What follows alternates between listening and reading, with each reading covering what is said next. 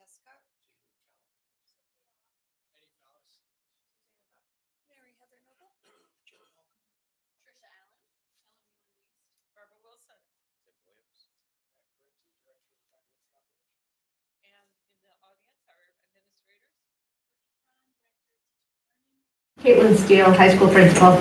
Heather Crowley, executive assistant. Nicole Carter, assistant superintendent, equity and student services. I'm just an MUHS human problem. Okay.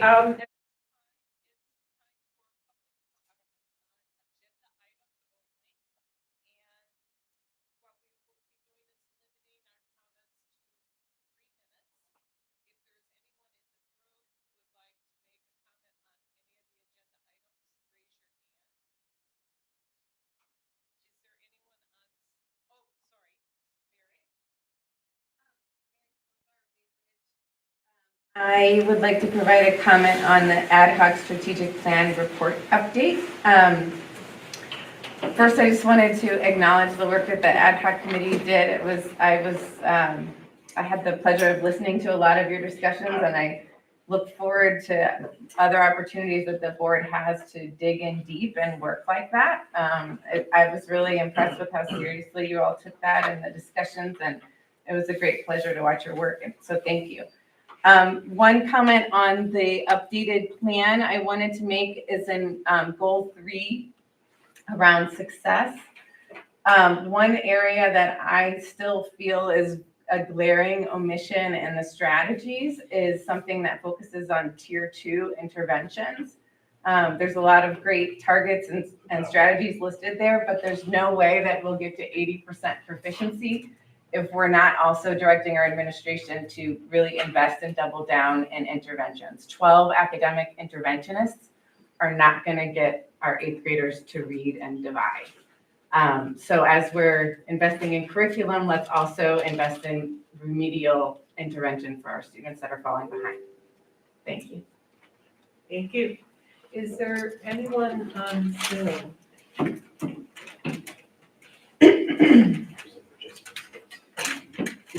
Ellie Roth has her hand up, but she may just not be Ellie. Oh, we gotta move Ellie into under participants down below, to the left. And go under attendees. And we do need to move Ellie over. That was my bad. And you that.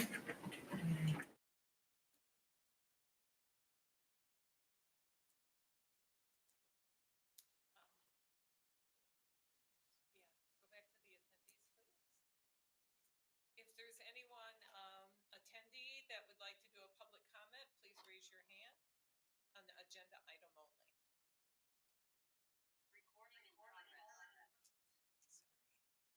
Okay, and my apologies to Ellie.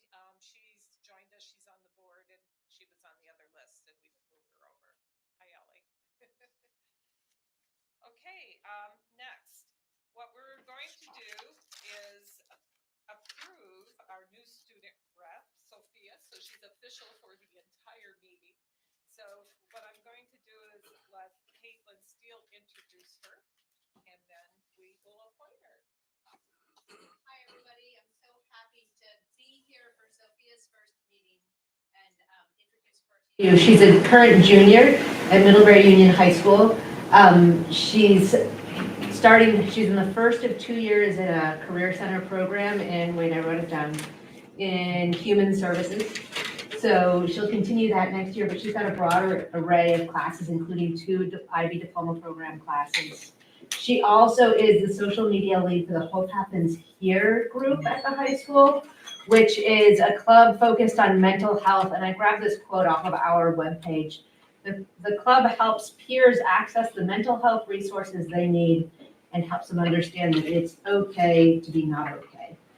So then it's a great contribution to the culture of our school, and Sophia has been with that group from the start. So thank you for bringing her to this table. She'll be a great contribution. Okay. Yes, I'd like to make a motion to accept and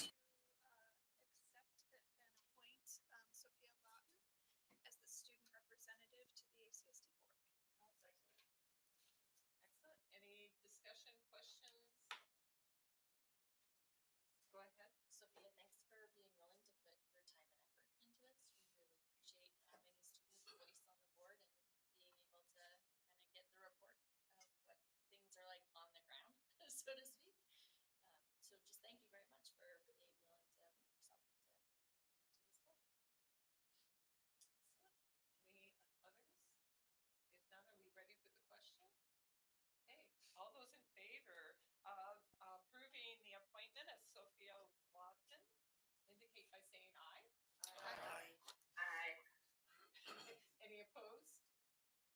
abstentions? There you have it. Welcome. We really appreciate you being here. Thank you so much. Okay, moving right along, and I'm gonna try to move this quickly because we got a long agenda today. Next is recommendation to approve minutes. So we're gonna start with the 11:06 minutes. Is there a motion? A second? Okay, thank you, Jamie. Any discussion? Okay, all those in favor of approving the next minutes of November 6th indicate by saying aye. Aye. Any opposed? Any abstentions? The minutes are approved. Moving right along. 11:13. Can I have a motion to approve? May I suggest that we approve the next four as a block? Is there a reason we wouldn't want to do that? Yeah. We can do that. I'd be happy. Is that okay with everyone to do it as a block? Does that work for you, Mary Heather? Absolutely. One of them, my name was left off, 14th. Okay, so let's first make a motion and then we can do corrections, okay? So then, can I have a motion to approve the minutes of November 13th, 14th, 15th, and 16th? So moved. A second? Any discussion? Okay, Lindsay.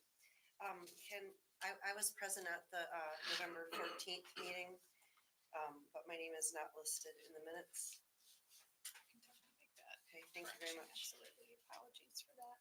I think I arrived late. That's So I was like, probably, "Hey, I'm not yeah. here." No Any- worries. Thank you. Any other? Okay, all those in favor of approving the minutes from 11:13 through 11:16 indicate by saying aye. Aye. Any opposed? Any abstentions? Excellent, the minutes are approved. In our next meeting, Chip nicely pointed out to me that we actually missed doing the October 23rd minutes. And so we need to add those to the agenda for the next meeting so that they can be officially approved.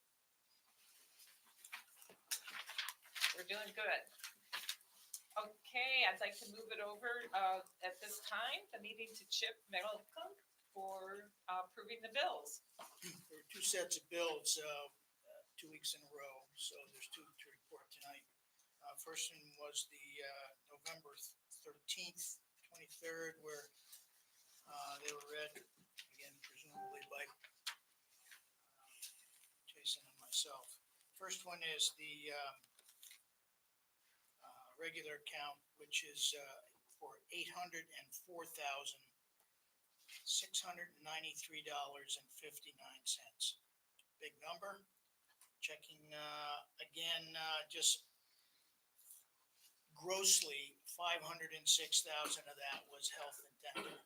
I did ask why they keep coming up, and Melissa responded that they're usually billed by the kind of plan that people have, so that's why we may get more than some of these bills get scattered, because it seems like I'm always reporting on this, but just so you know. And I don't think there was any other.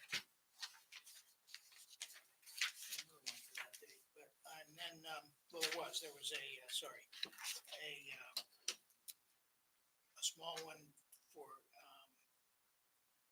Amazon Capital Services for $616.79.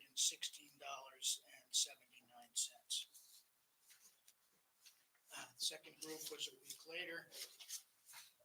It was general fund of $347,873.32.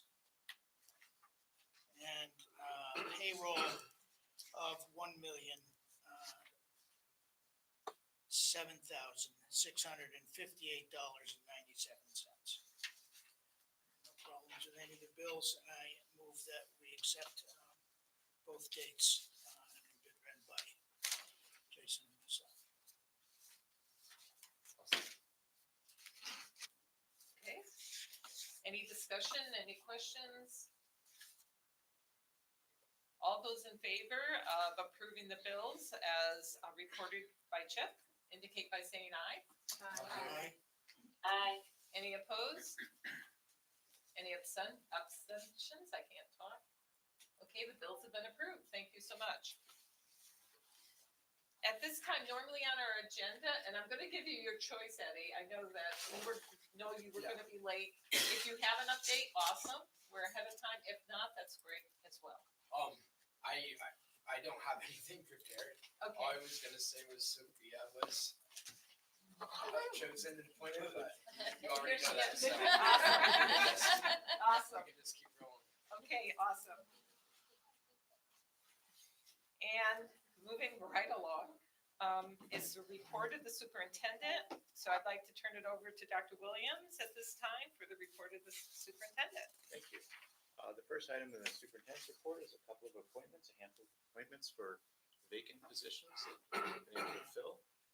So I ask that the board approve those as listed.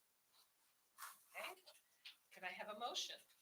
I move that we approve the appointments as listed in board pack.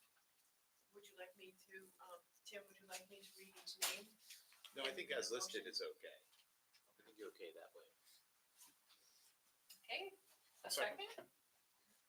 Jamie? I was gonna second, but actually, can you just tell us where these people are? Now that we've done that, now we can ask questions. Sorry. Okay, now, any questions? Go ahead, Jamie. Tim, can you tell us where these people are?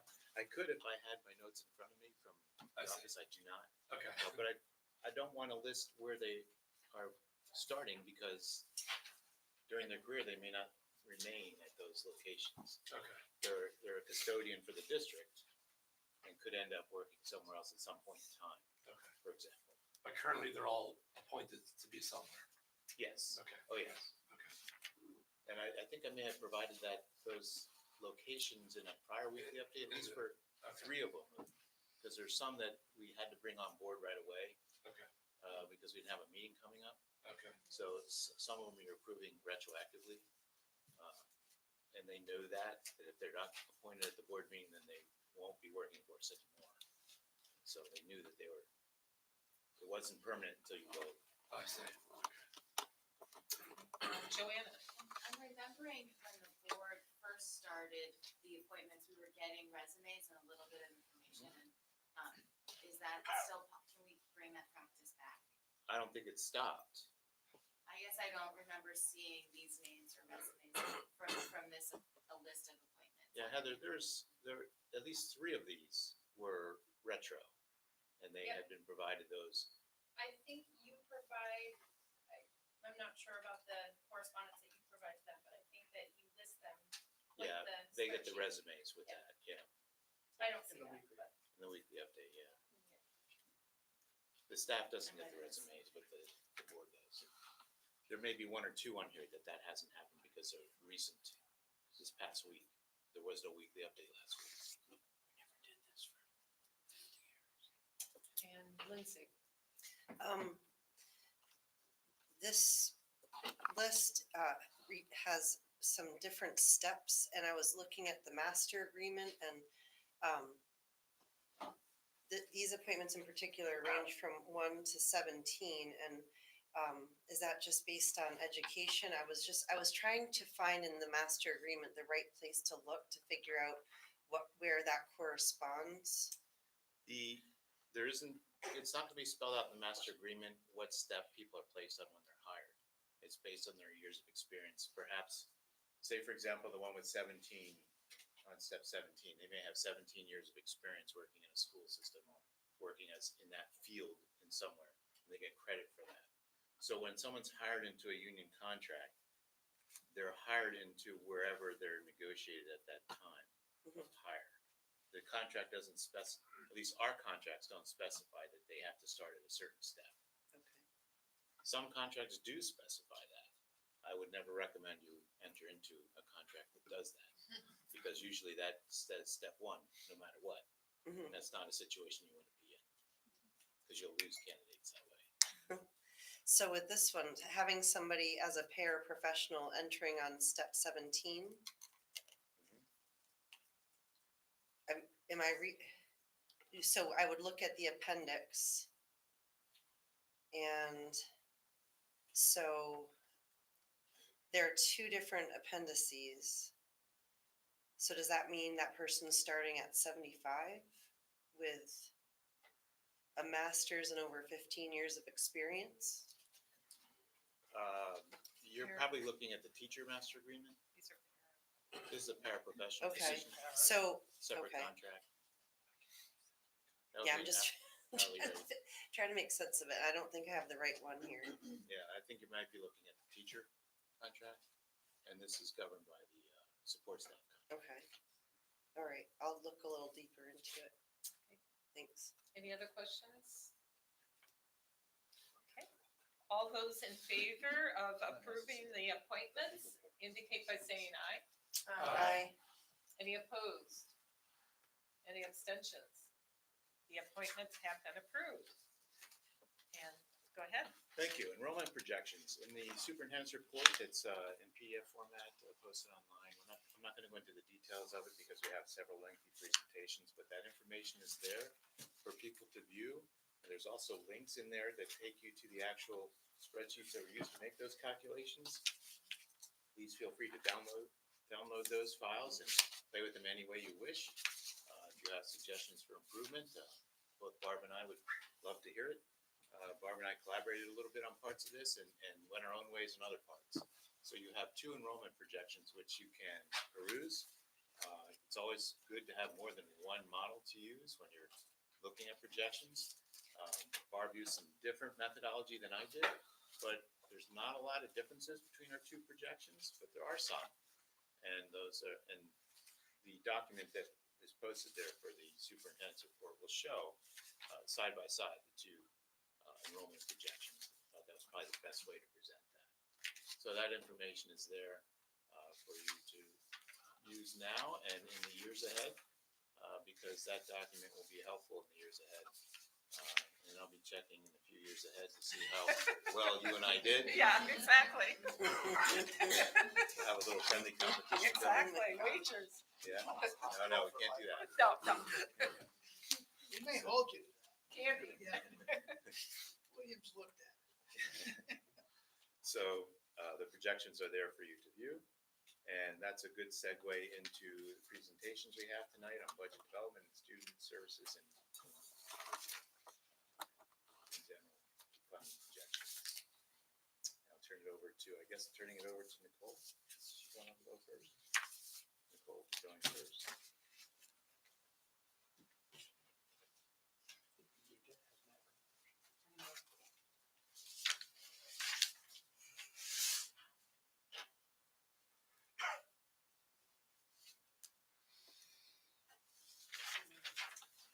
Pull the tab out to the other side.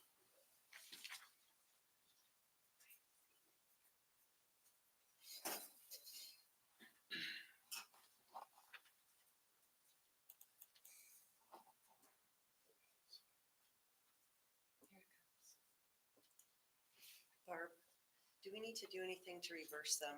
Like anything official What do you mean? to switch Matt and the Yeah, it's agenda? all under the report of the Okay, superintendent. I It's just all good. wasn't sure. Because Matt is listed first. Yeah, they're actually listed together. Okay, hello everybody. Some of you have seen this presentation before November break, and it will look familiar. And that is this PDF or a Canvas? Is there a, is it working? Okay. Click for you. Perfect. Okay. So, the purpose of this presentation is to provide context for student services in what I have roughly named a pre-consolidation maintenance phase, which was fiscal year 16 through 24. So that's up and including this school year. And student services starting in fiscal year 2025 which I'm roughly calling system implementation because the focus is on creating a system district-wide. Let's see if this works. Yes. So before going into both the past and the future, I thought we would pause in the present moment, and just for those of you who haven't been tracking student services, this is essentially what it looks like in ACSD. This is this triangle represents this theoretical model that you want to have the majority of your focus on tier 1, which is universal instructional practices, which in our district is classroom teachers, nurses, school counselors, art and movement teachers, and language acquisition. And that's generally referred to as general education. When special education became a thing after the civil rights movement, this was dubbed general education. The line above it is the line where student services begins. So student services and students, these are practices, these aren't students, right? So students can receive practices from any place in this. This is not the sorting of students, it's the sorting of instructional practices. So student services, tier 2, which we refer to as targeted instruction. You've got reading and math intervention, which Mary talked about in the beginning. You've got learning accommodations, which is a broad term for essentially 504 plan supports. Behavior intervention and supports, mental health therapy, occupational therapy, and speech language therapy. These are all need-based services. So we look at data, we look at referrals, and generally teams need to determine whether a student needs this service. Above that is tier 3, intensive and specialized instruction. We commonly refer to that as special education, but I wanted to make note that what it really is specialized instruction. It's instruction that's just focused on one student, meaning that the design of the instruction is to think about one particular student. And that's special education case management, reading and math instruction, functional skill instruction, occupational therapy, speech language, mental health, and paraeducators. Keep going? Okay. So if that's the general landscape, let's talk a little bit about fiscal year 16 to 24, district consolidation. So Act 46 and student services. What happened in this district, in, I believe 2016, is we came together as a district. And from that point until now, we've sort of existed in what I'm referring to as this pre-consolidation maintenance phase, meaning nothing's really changed. We have unified special education system, and that's in that circle because all of those specialized instruction services have existed out of what sometimes is referred to as a centralized location. I think a unified location is a better way to think about it, but it's a centralized location, and it has typically only been for students who qualify. And then on your right, what you'll see is we have 9 schools, hopefully that's 9 green schools up there. They all have their own little bubble because the pre-consolidation maintenance was that all student services that was non-special education. So going back to that idea before in the tan, these were determined and budgeted by each silo school, just like before we became a district. Hopefully this is ringing a bell and you're all like, yeah, this makes sense. This was how we were organized as a framework. Yet, despite the services being determined in each bubble, many of them were funded centrally. Okay. These are some examples of on the right, these non-special education student service items. So starting on the far left up-hand corner, mental health intervention. So from 2016 to 2024, without sliding into too much into the pandemic vortex, generally, Bridport had a full-time CSAC clinician. Salisbury and Cornwall had part-time CSAC clinicians. Shore and Weaverton Ripton had no CSAC clinicians. Mary Hogan had 2, Mums had 1, MUHS had 2.5. So as you can see, it might be difficult to determine what the logic model is there, or why it happened and how it happened. And that's because they were determined at each location and they weren't determined as a district. Going down one, we look at academic intervention, and please note that I say before ESSER, because ESSER was a game changer. Cornwall had a 0.8 literacy interventionist. Shoreham, Ripton, Weybridge had no interventionist before at ESSER. Mums had literacy and math, and MUHS had none. So again, an example of it just sort of depended what school you went to. The same is true for behavior intervention. There's a smattering of services. Mary Hogan has a whole bunch of different kinds. Rural schools have a shared one. Mums has a small portion of one. The high school has none. And then some schools have what we call ISSP behavior services, which is a CSAP service. And then lastly, it's most clear with disability support that's not related to an IEP. MUHS currently, and as far as I know for quite a while, has had a 504 coordinator, so they have a person who's in charge of making sure those 504s are written and followed accurately, and no other school does. Sorry, I'm trying calling you. I'm sorry, Ellen. I'm just like watching and listening.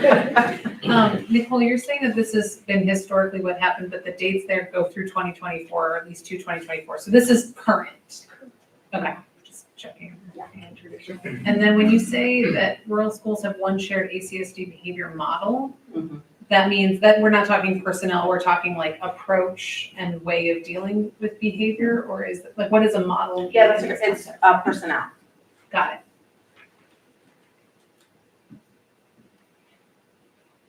So this is what's been.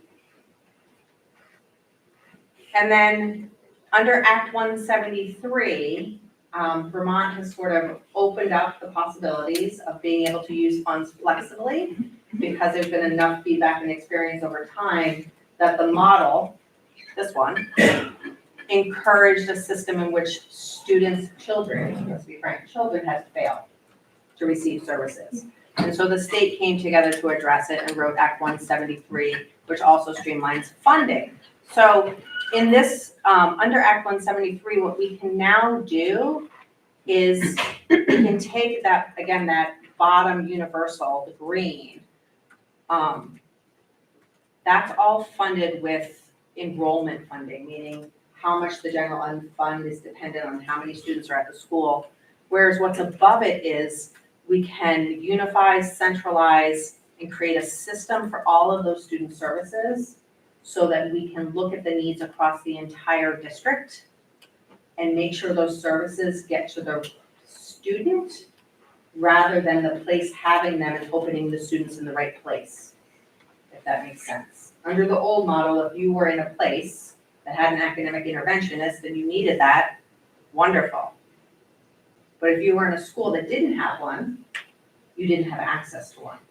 You can imagine why that would be troubling as a child or as a parent or as a teacher. And so the idea is to bring them together now that we can do that fiscally. So, to budget for this, these are the very rough numbers from about 3 weeks ago. I just want to name that they have pluses and minuses in front of them for a reason. Specialized instruction, I wanted to give you an idea of how we pay for all this because it's awfully confusing even when you're in it. So specialized instruction, starting at the top, we currently pay for that in 3 ways. We pay for it with our census block grant, which is that like suitcase of money the state gives us. For fiscal year 25, it'll be 3.1, which is up about $400,000. I think we have 1 more year of increase before we get to our uniform base amount in 2027. And then that will be just, there'll be a calculus that we'll all have. We also have the Idea B grant. It's typically, this is the roughest one, about 500, 550, 560, really depends on the year. And we pay for a host of special education personnel with this.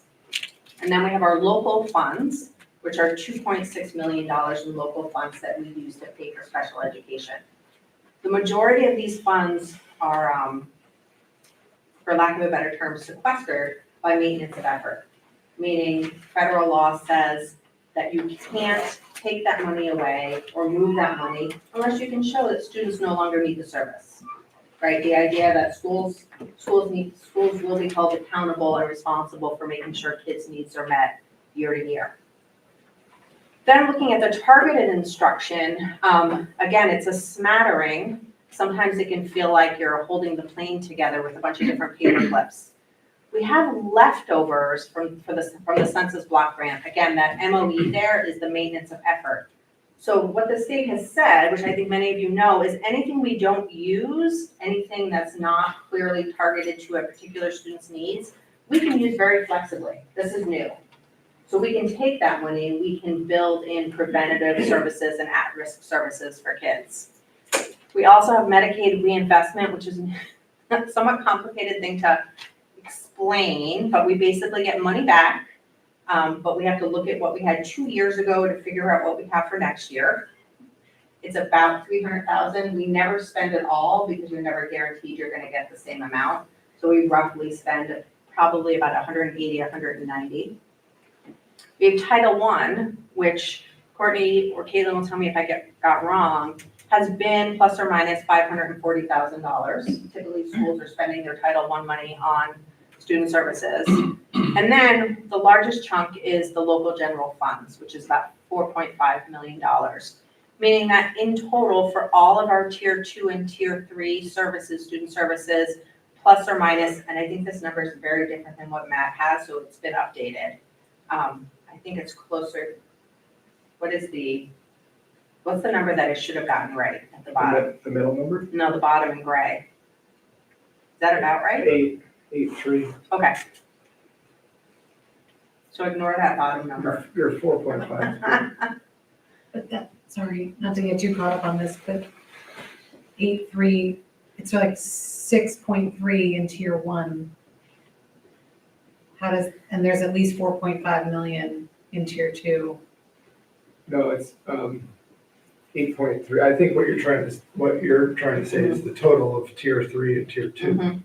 And that's what we're projecting at 8.3. That's not what the numbers are.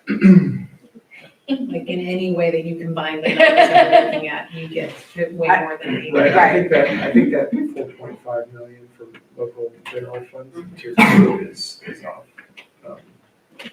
Mhm. Would be my guess. Okay, Matt's slideshow will have much more specific. For maintenance of effort. Yeah. Let's say you're projecting that we have 415,000 that we get in the extra block grant. What happens if we suddenly have an extremely expensive student?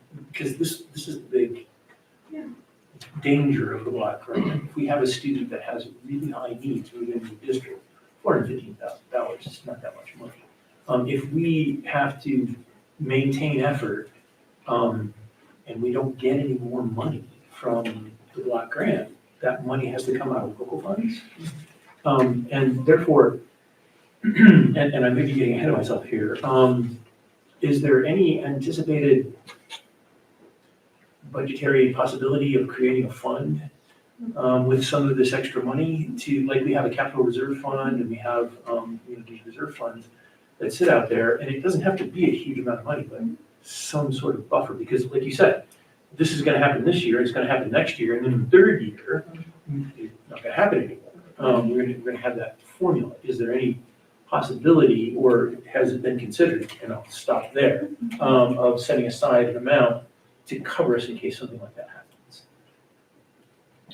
And you don't have to comment, I'm just making the observation that that might be something we should consider. The only thing I will add, whether or not we've considered it, is that the state does provide reimbursement above a certain amount. So while it can still, there are students whose needs, we have an ethical and legal responsibility to meet and we want to meet, the state does reimburse above a certain percentage point. So it's not all of it, but they actually increase that a little bit because of what you're doing. Okay. Yeah.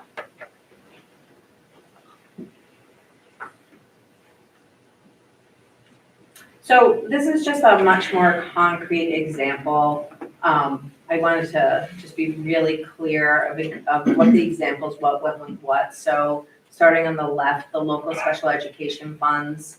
So that's currently, the district oversees that. That's for specialized instructional needs. An example of this is occupational therapy. We contract our occupational therapy, and it's something where the contract is held at a central location, and then students access that through the system that we've set up. Idea B and Idea C grant, again, district management, that's currently happening now. An example of what we use our grant money for is we pay for school psychologists and we pay for our pre-K SLP. That's not all we pay for, but those are examples of what we use that grant money for. And then the special education census grant funds, those again are district management. And the best example of that is, I actually think it's 27.5. We have about 27.5 special educators, and those are all paid using our census grant monies. And those are currently all unified employees. And then the student services that are not special education, starting on the left, we have our local funds and our local budget. Starting in fiscal year 25, they're district management. And this is for student needs beyond universal instruction. An example of this could be a wellness and learning coordinator. We currently have one at Mary Hogan. We have one for the rural schools, and I believe we have one at Moms. Title I funds for at-risk students, academic interventionist at Salisbury is actually a really good example. I believe 0.75. Academic interventionist is paid for with Title I. Medicaid, we use a lot of our Medicaid funds to pay for things like training. CPI is probably the gold standard for the state in terms of supporting students who are dysregulated to ensure that they're safe. And so we pay for staff to be trained. And then moving onward, general education, special education funds pay for a behavior specialist. And then up to the top, again, speech language pathologist services.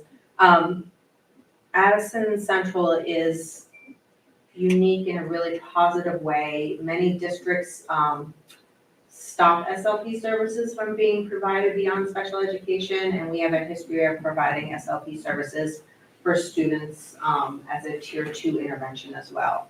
And so we pay for that with our leftover funds. And then finally, just to be really concrete and clear, this idea of bringing everything together is really about student data. It's about using student data to make decisions about where we spend our money.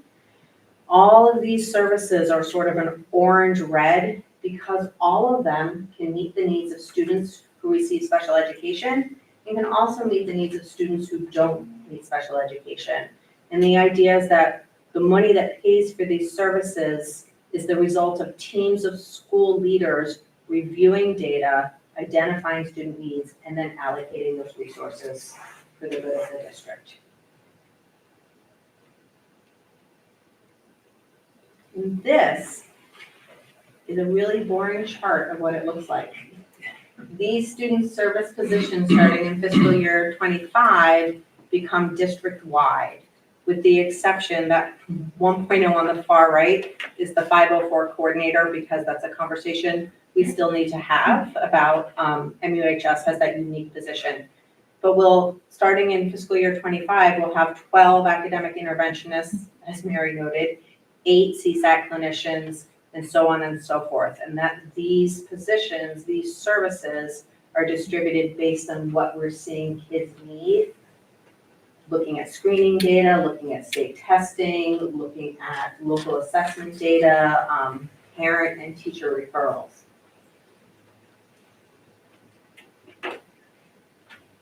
Questions?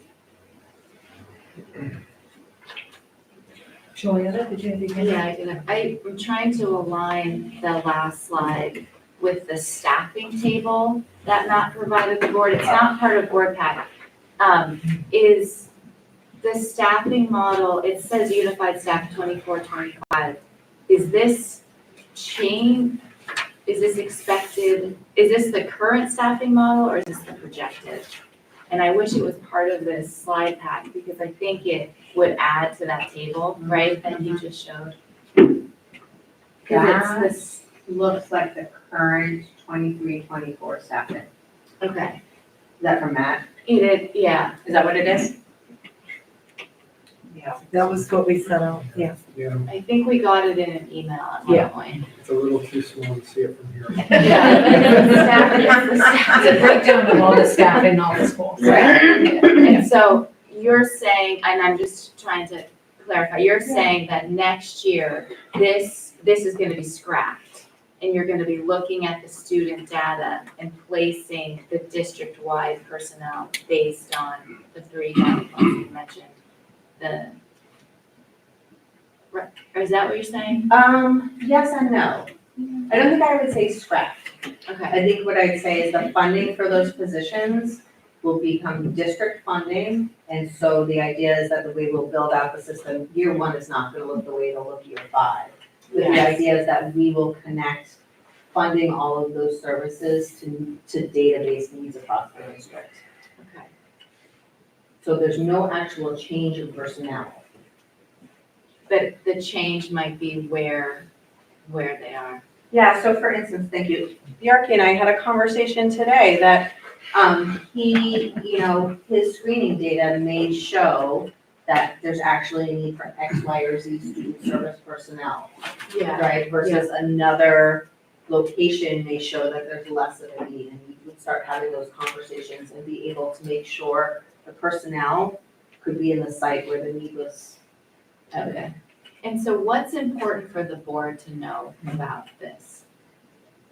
Oh, that is a fabulous question. That we have, that's such a great question. I'm gonna have a different answer at like midnight today.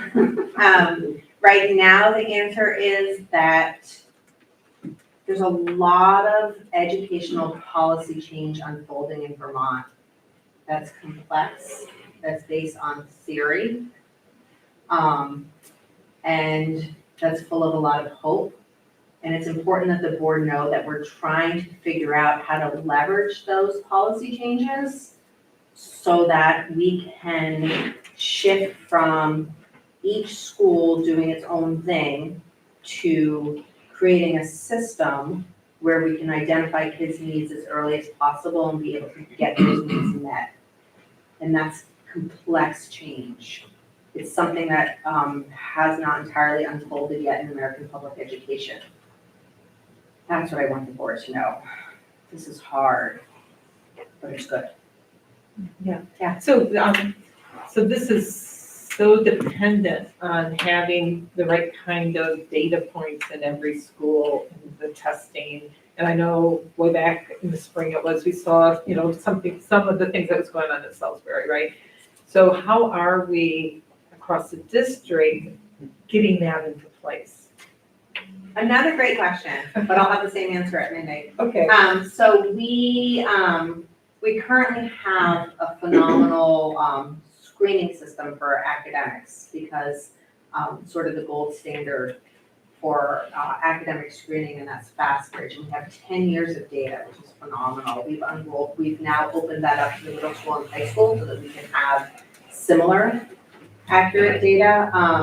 And then we have our SEL screening data, we have our local assessment data, we have our state data, state testing, and we have our behavior data. We have so much, we have all these like little pieces of data that are all important. And they now, for the first time ever, it's our meeting tomorrow, we just jumped through the final hoop of EduClimber, which brings all that data into one location and actually puts it in front of principals and teachers almost in real time.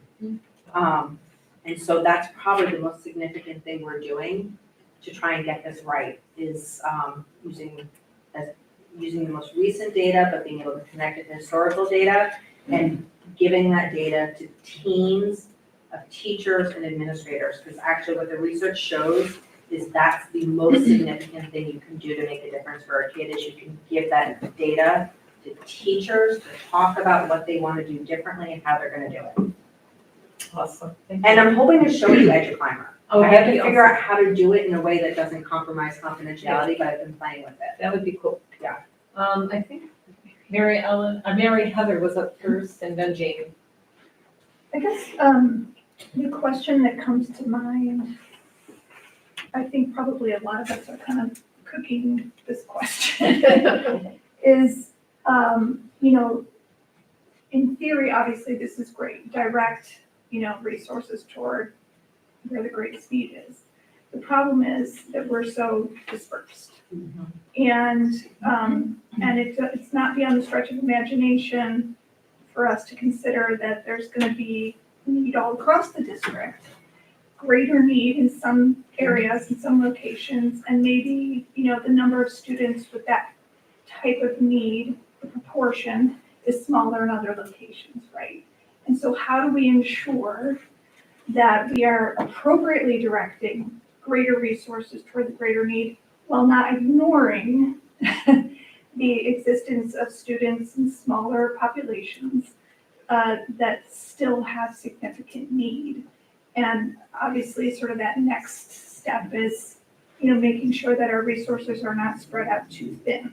So I'm curious how that conversation is going, or how do we, as a board, Yeah. approach that Well, question it's to a make sure that everybody who needs is getting what they need? It's a conversation we have almost daily, maybe 3-4 times a day. I don't know that we've lived ourselves into the final answer.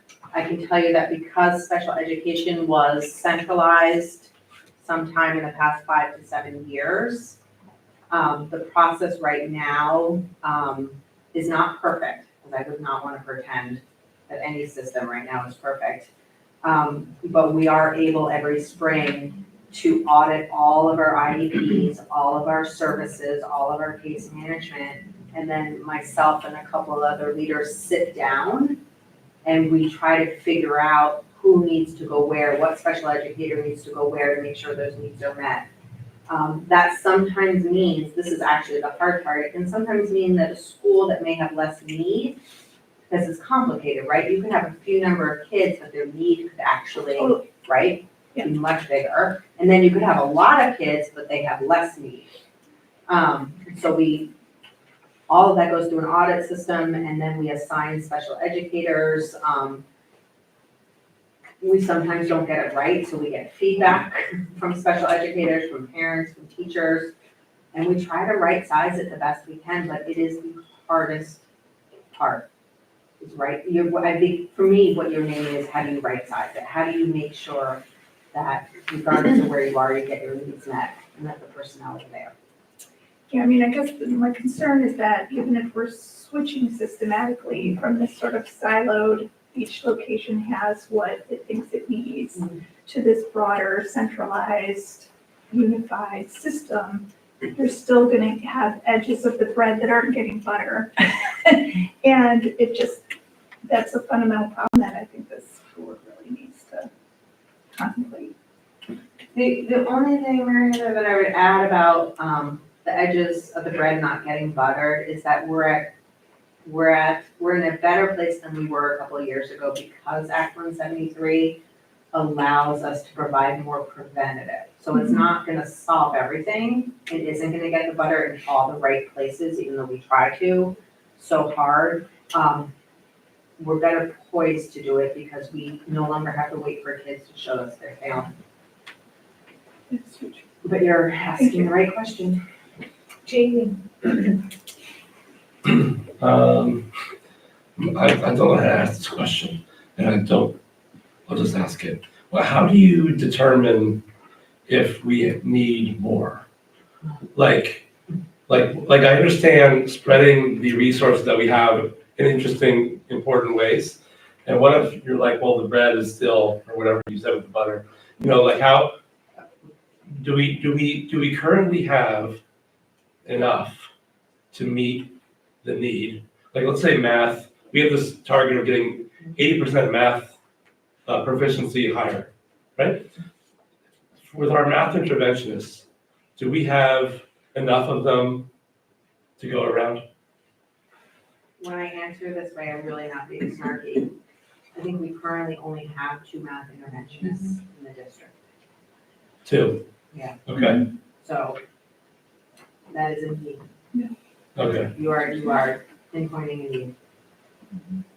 Do we, one of the reasons this change is so complex is because we both need to figure out how to bolster our intervention, so it's targeted, and we also need to figure out how we can strengthen, thicken, rethink our universal instruction. Because the intervention actually happens in both places, so it's I think what the state has tried to do, and I think many people would say that they're moving in the right direction, is if we try to just turn tier 2 intervention to what tier 3 intervention is, and we try to replicate that model, it's financially almost impossible. And so the state is sort of saying, you have this suitcase of money to meet these needs, but we also want you to be thinking about what are you gonna do differently from the beginning universally, right? They're not daring us, but they're saying, you can't change just that thing, you have to change the whole thing. Okay, so I think Ellen and then Suzanne.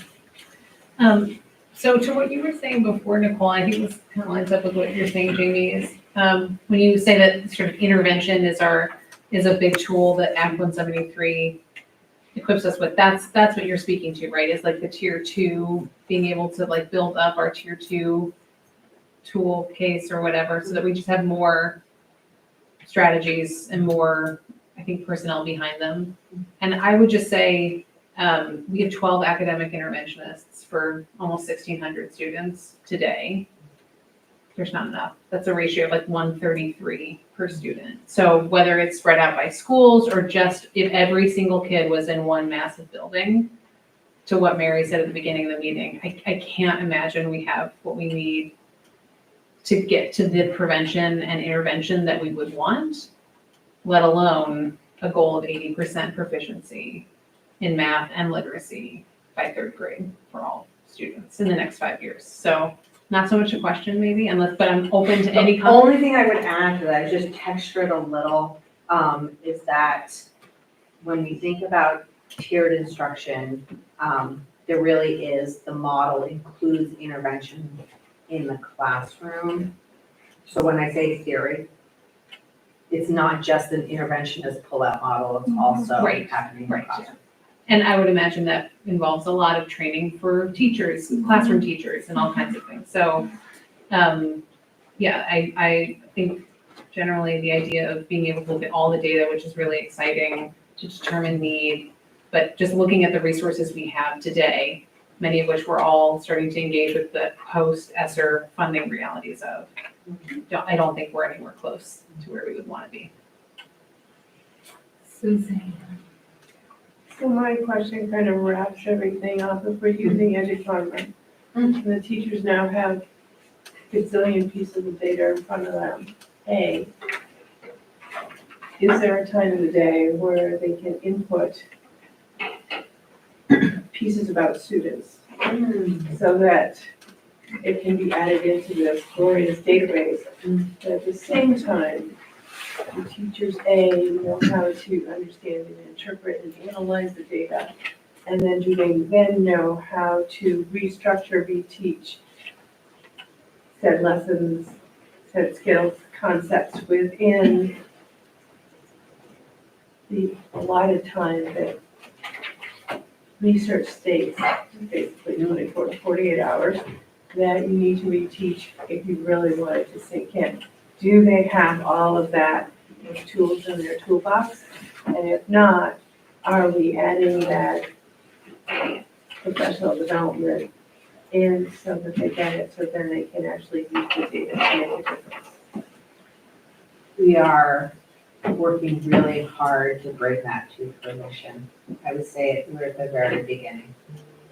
We're at the beginning, it's only Caitlin and I started the district leaders looking at data as a group last year or the year before. So that new and it's, I think now a habit. We're bringing data to the teachers and we're trying to align our professional development with what we see the needs are. But what you're naming, yes, that's the work. Yes. Thank you for naming it. Looks like we can move on. This is a long one, so it's a stretch. Okay, so in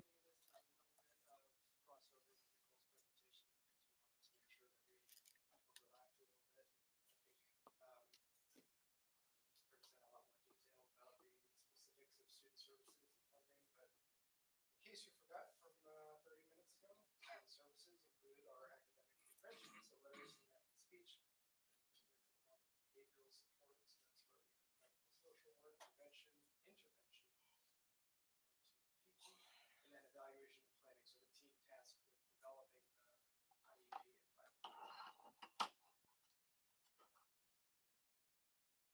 student services budget currently resides within each school's direct instruction. And that's that artifact of pre-district school budgets, that silo that Nicole was referring to, and the pre-Act 173 logic model, where not only was it sort of kept separate fiscally speaking, but it was really important to keep it separate because all of the special ed expenses were part of this reimbursement model, and they couldn't be mixed with anything else. They really had to be separate. Under 173, the census block grant allows for more fluid distribution of resources, and that's why we're sort of pushing this year to organize them in the budget so that they're adjacent to each other. Right. So we have our schools here, and there's just there's students, special ed budget kind of overlaying on top of each school, and at the same time, student services budget exists with it. Under Act 173, we get to come up with a new model, shake the Etch-a-Sketch a little bit, and that's where we get our tier 2 and tier 3 overlays. So that's a central budget that's overlaid on top of the school's budget, which provides both tier 2 and tier 3 resources to that location. Some of the things that we're moving around internally, at Mums in High School, we're moving special ed paras, CSAC contracts, prevention services, and some other support. At Mary Hogan, contract BCBI, that's a board certified behavioral interventionist, CSAC clinician, PT, SAC, and some similar services as well for the rural elementary schools. A lot of those are non-personnel expenses, meaning they are either, well, I guess in this case, they're all sort of contract services that we pay out to other providers to provide the services to us. The majority of the personnel expenses reflected in the changeover is moving special ed para-educators into that student services budget. We've had this adaptive response model where para-educators can oftentimes get sucked into becoming special ed paras based on need, because where need arises, we adapt, we find a way to solve that. I think that historically speaking, we've done a bad job of organizing para-educators correctly, so that we're both measuring what the special education need is and quantifying what the need is at each school building. So it's a major part of the organization effort. This year's budget. Ma'am, a couple Oh, sorry, questions. go ahead. Ellen and then Jamie. I just want to make sure I'm reading this right, Matt. So the non-personnel expenses are what is right above them? So the what's moving, or how does this all relate to each other, I guess? Yeah, it'll clarify moving forward, but where you see special ed paras here, that would be a personnel expense. Where you see things like CSAC contracts, that would be a non-personnel expense.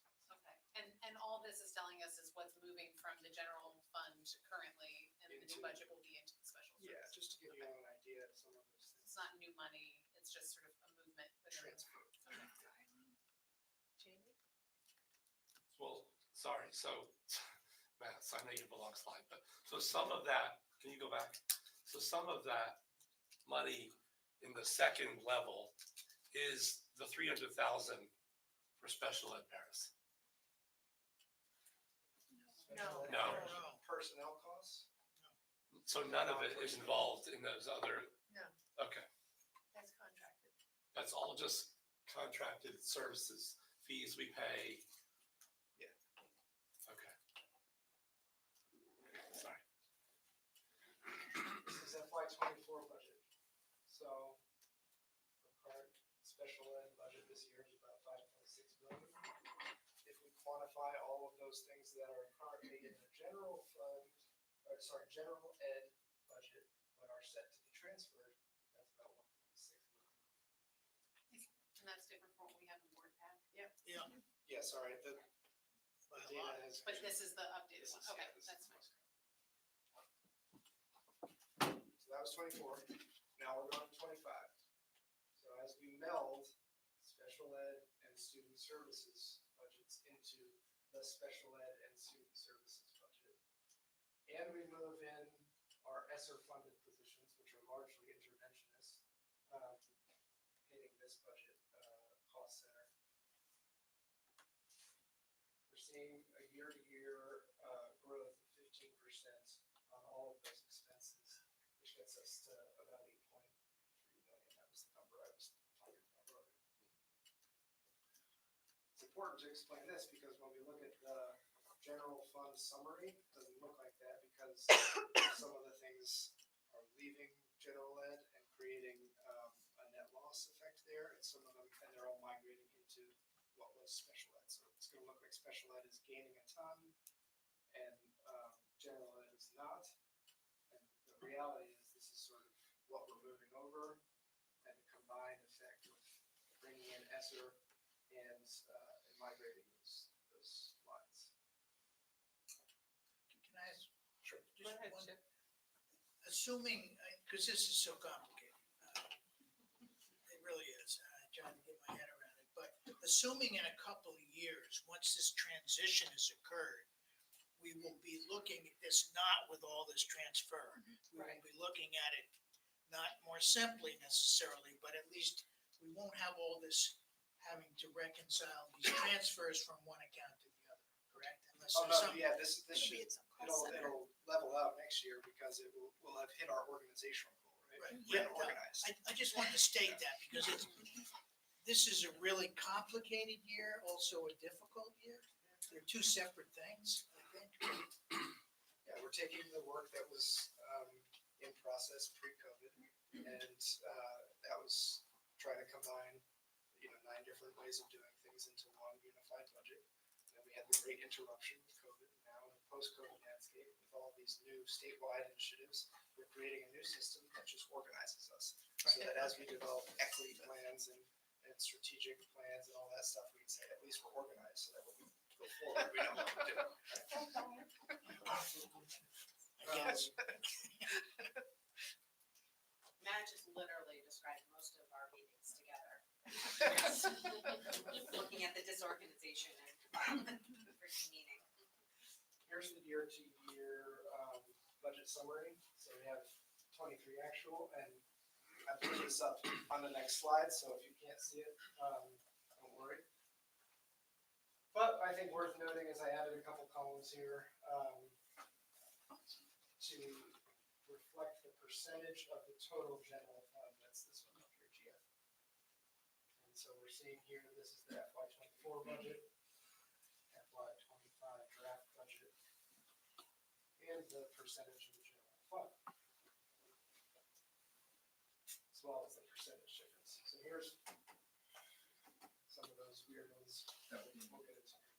Matt, sorry, does the highlighting is that, can you explain what the highlighting is on that last slide? Yeah, I That's I highlighted them because I think that they reflect some of the major construction in the budget and special attention, whereas some of the other ones are sort of a more routine year-to-year change. We're gonna go through all of them, but I wanted to prioritize the highlight. Go ahead. looks like transportation's going down. It's the only one that appears to be going down. How could that be? It's not Or where am I? By 5%. It's going up. It's up by 5, so, Where are you reading? well, I'm just reading across, like, where transportation, and I'm just looking across This is the and, difference here. On that point. So if you, Lindsay, don't read all the percentages, because the real percentages are just speaking to Yeah. how that line item, the percentage of the general fund, but if you compared percentages, you would think in some cases that there was a decrease. So Okay. that Doesn't mean it. Yes, All right. transportation's going 1.3, 1.3, 1.3 across the board. It's just a slightly lower percentage of the whole pot in 25 Okay. than it is in 24. Okay, so. General ed, direct instruction, remember, this is where we're moving student services out of. And so we're seeing the percentage of general fund drop from 58 to 55%. We're also seeing a 4% gain, because remember, this is our biggest bucket here is direct instruction. And it's also getting hit the hardest by some of our other major budget drivers, so negotiations, and salary increases, and healthcare. So we have salary, healthcare, and we do have direct instruction officer positions, which are also being added in here. We have the student services line being moved out. So this is the net change for this year, over next year, after all of those changes.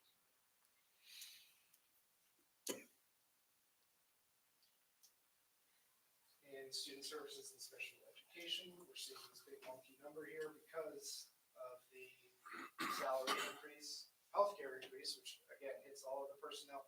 If you remember my pie chart from the first presentation that broke down our personnel to non-personnel ratios, our two biggest personnel pies were student services and direct instruction. That's where most of our teachers are. Facilities and technology were our two that were mostly non-personnel budgets. And then the others are sort of a mix.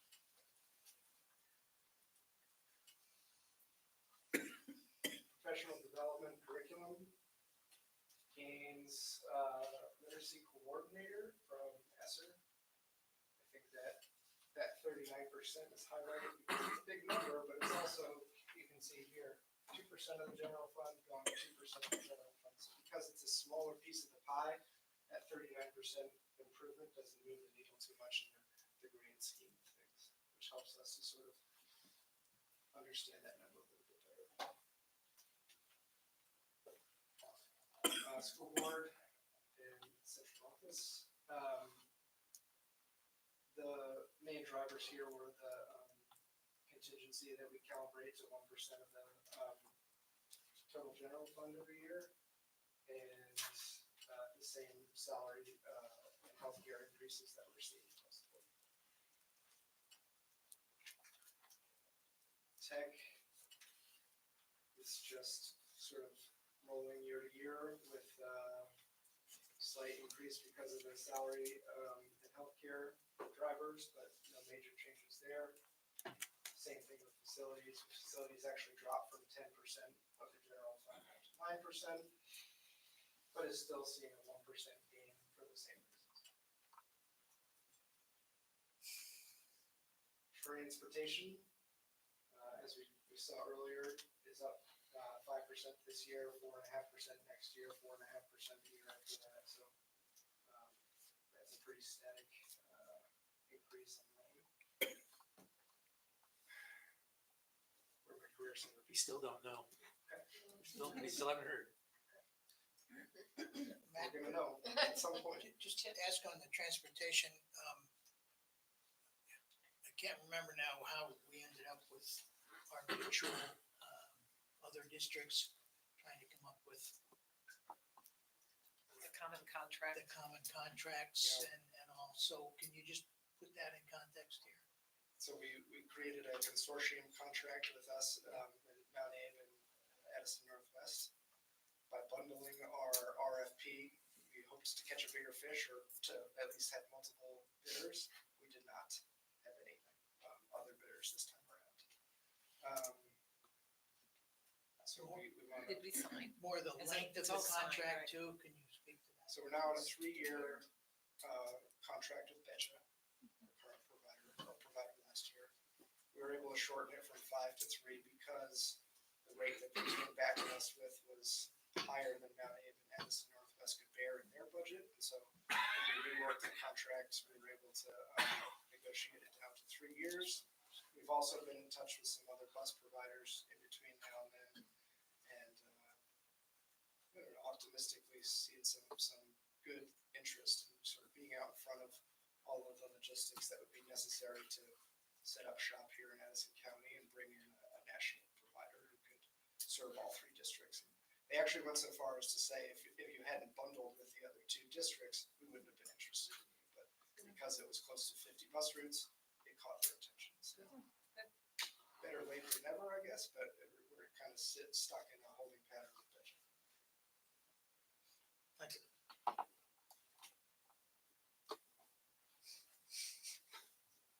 Universal pre-K tuition, so I think this is pretty well established. We're gonna see 1%. And no change to that. We do have a few other expenses that I'm sort of breaking out because they're worth mentioning. They could just as easily be folded into direct instruction or central office. You know, pick your bucket, but we do have a new tax that's hitting all of our salary dollars this year called child care tax, or child care payload tax, passed through Act 127 or Act 27. That's we'll go into more detail on that later, but it's 0.44% of all gross wages after the on the same basis as federal and state tax. So it's not the first slice of gross, it's after that FICA tax has been taken out and pre-tax deduction. We always budget for food service shortfall, so food service works on a reimbursement basis. We usually do a pretty good job of matching all of our grant revenue that we bring in for food service to what we spend on food service. However, we're usually somewhere in 30 to 50,000 range short in terms of grant funding, and so that number just gives us a nice soft landing for what our food service expenses are, so that we can run on the money for those.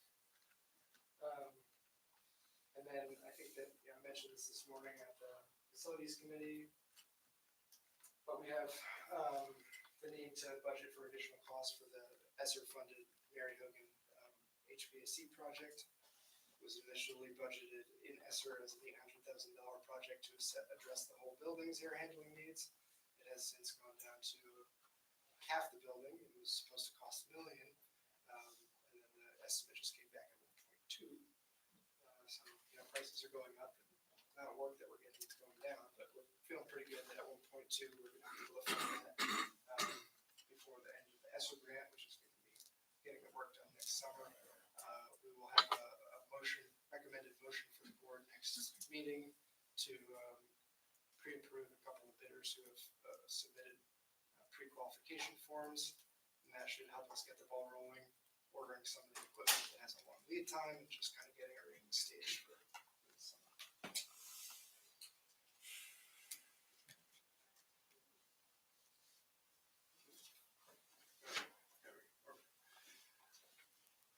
All right, so that's how we spend money. This is how we bring money in. The major changes, the census block grant going up 415,000. We're losing ESSER, which is at 917,000, and then we're getting this new English language learner grant. It's a small grant that we get for being under 26 English language learner students under the new Act 127 weighting system. So those new revenues are reflected here. We have our general fund, or general revenues, state and local revenues. That's where the census block grant moves. here's the net change to the census block grant. Federal grant funds, this is just sort of a collection of grants that we get, the title funds, Medicaid, Medicaid's broken down here. We have an additional sort of miscellaneous grant line here. We have the new ELL grant. We put our fund balance here because that's both a transfer in and a transfer out. So as we're moving the fund balance into whatever reserve designation it winds up getting, it counts as both a revenue and an expense. So it balances itself on the top and the bottom of the balance sheet. Gives us a total revenue. Matt? Quick question, Sure. sorry, can you just remind me, the amount of the block grant, is FY 25 the last year that it will be increasing? 26. 26 will be, so we've got 2 more years of getting more, and then it'll just be level. And that goes to the uniform base amount, which is a 2-year enrollment, 3-year enrollment based calculation that factors in it's average of enrollment over 3 years. So that Do we have a sense of what that will be? We do. I'll tell you in this moment, I can find the answer. Okay. And I think the reason that they're stepping us up is because they're expecting us to sort of come equal or even to what that calculation will yield. Okay. So that's what the step up plan, or for some districts, step down plan is doing, is giving a soft ramp up or down to wherever you're gonna kind of wind up. So you can expect, and I don't think we're gonna see another 415 next year. I could be wrong, but I think it's a smaller taper It's a next year. smaller, okay. So we could expect an FY 27, it would be much less.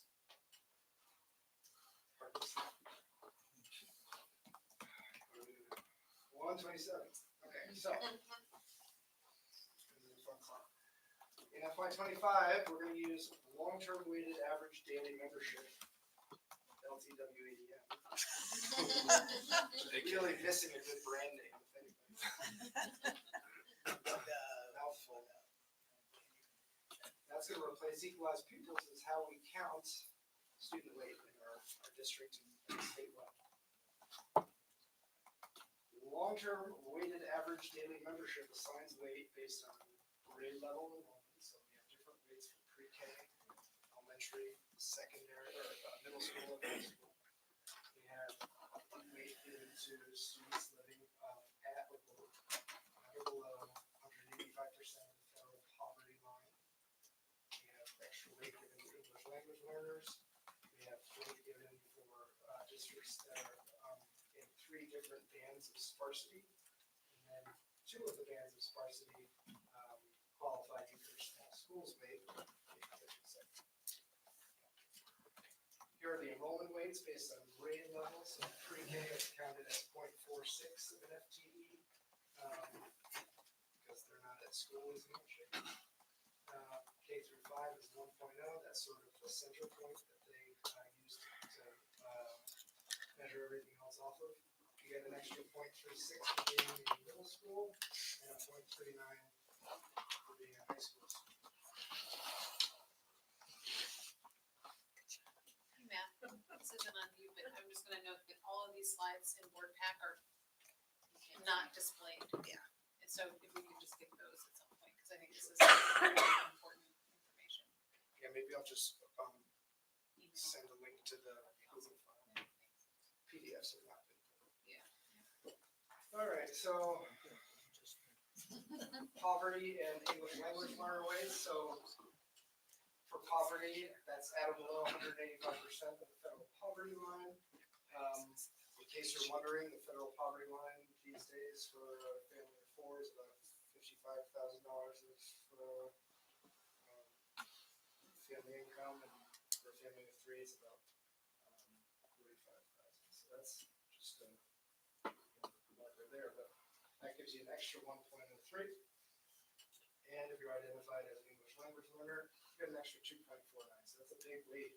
The heaviest weight in the whole law is assigned to English language learners. That created a pretty drastic swing in terms of taxing capacity for some of our districts that have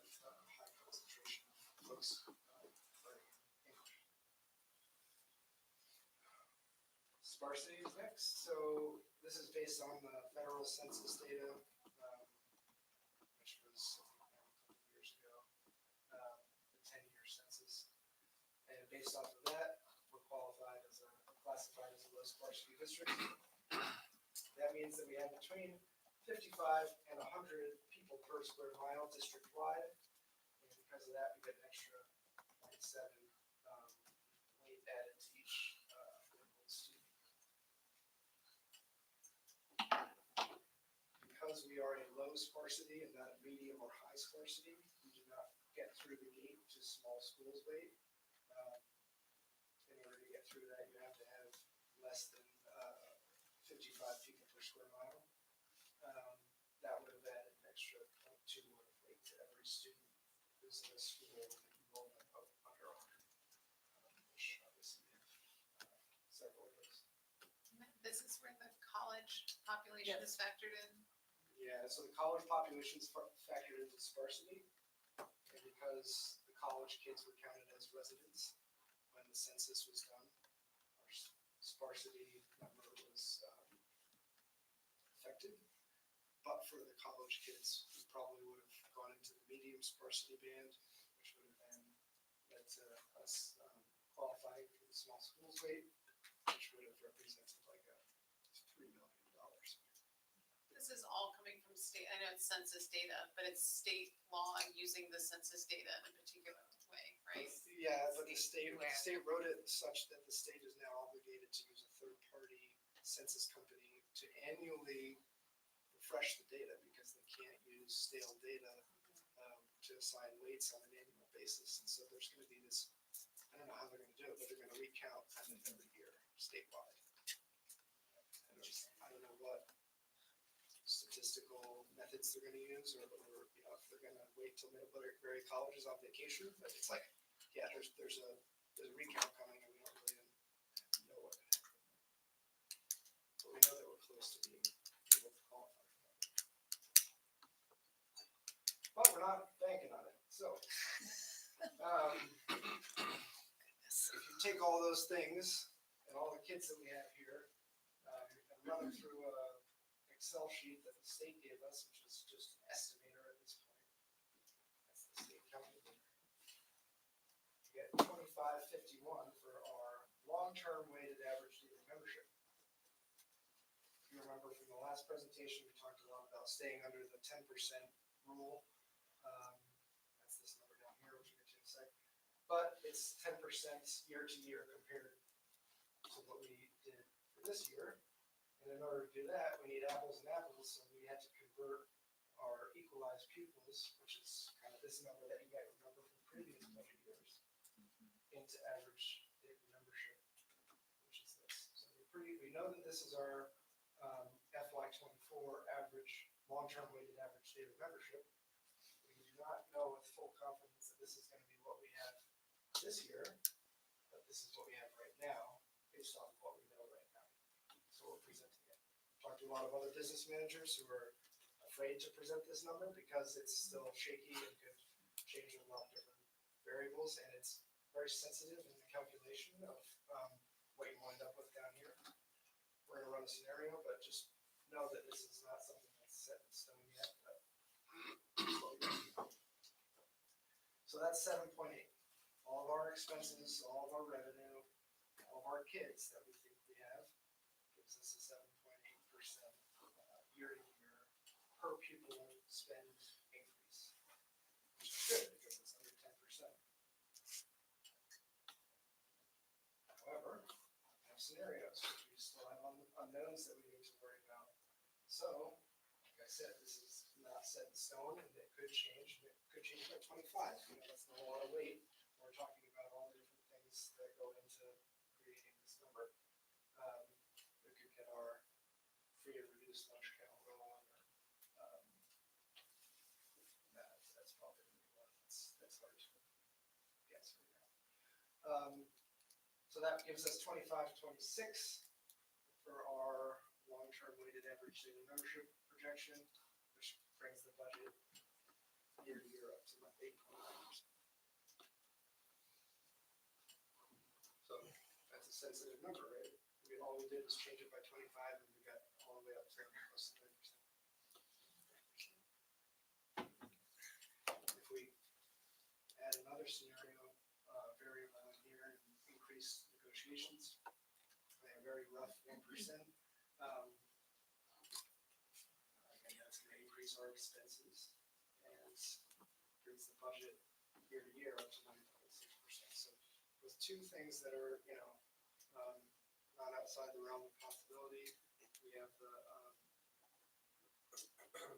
you can see that the math kind of gets us close to 10 in a pretty hurry. So what's variable here?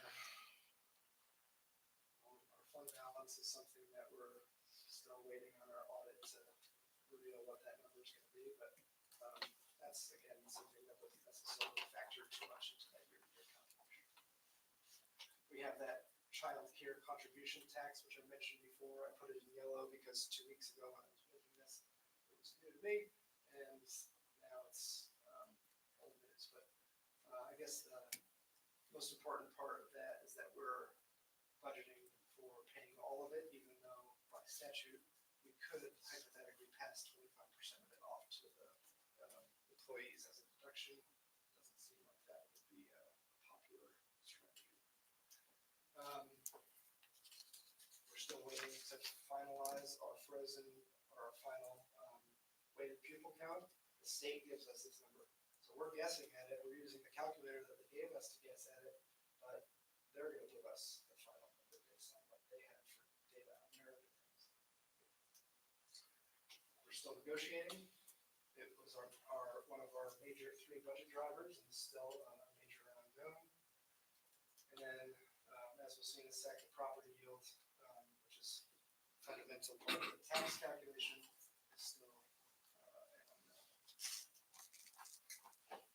Here's another spiel about that child care tax, which kind of summarizes everything I think I already said. Fixed costs. So these are knowns. We know health insurance is 16.4%, nice and high. So that's in there as a driver. We know that we have our enrollment set for that calculation, and that poverty and our FRL numbers is one of our main variables. We know that we have that new district census data that could potentially upset the sparsity calculation, but aren't sure. We even know the cost of adding grant funded positions, and we know that we're getting more on the census block grant. So those are some of the big things that we feel pretty confident in budgeting around right now. This is the last bit. We've got a question over here. I'm sorry, Steve. Yeah, if you could go back to the free and reduced lunches.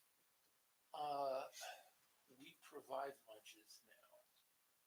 How do we get that data? Because people don't fill those forms out anymore. There's no reason to do that. So, and poverty is an extra 1 student. It's a lot of weight, and it's very hard to get families who know full well that this free and reduced lunch form has no bearing on their students' lunch status. To bring that form in, It was hard to get them to bring it in anyway, and now there's no incentive even. so the state hasn't done a good job of finding a perfect solution to work around this form. I think next year they're probably going to do a PR marketing campaign that rebrands it so that it doesn't have lunch in the word anymore, and it's made pretty clear that it has nothing to do with food, because it doesn't. It did, but it doesn't anymore. Whether they come out with a new form or some sort of better collection tool remains to be seen. The Department of Taxes will not help, even though they're the ones who are probably best positioned to just dump the data anonymously and say, like, all the people who live in this town, here they are, they take the names off. I don't know how they would do it, but they're a steel box. They're not cooperating with anybody. So the main workaround that the state's found is to tie it to Dr. Dinosaur Medicaid. So any kid who's on Medicaid is automatically enrolled, which is called direct certification. other direct certification pathways, Head Start and DCF. Would be two of the other ones. You said the state is giving us our LTW. And are they, have you heard that they're still gonna rely on free and reduced lunch counts? Yeah.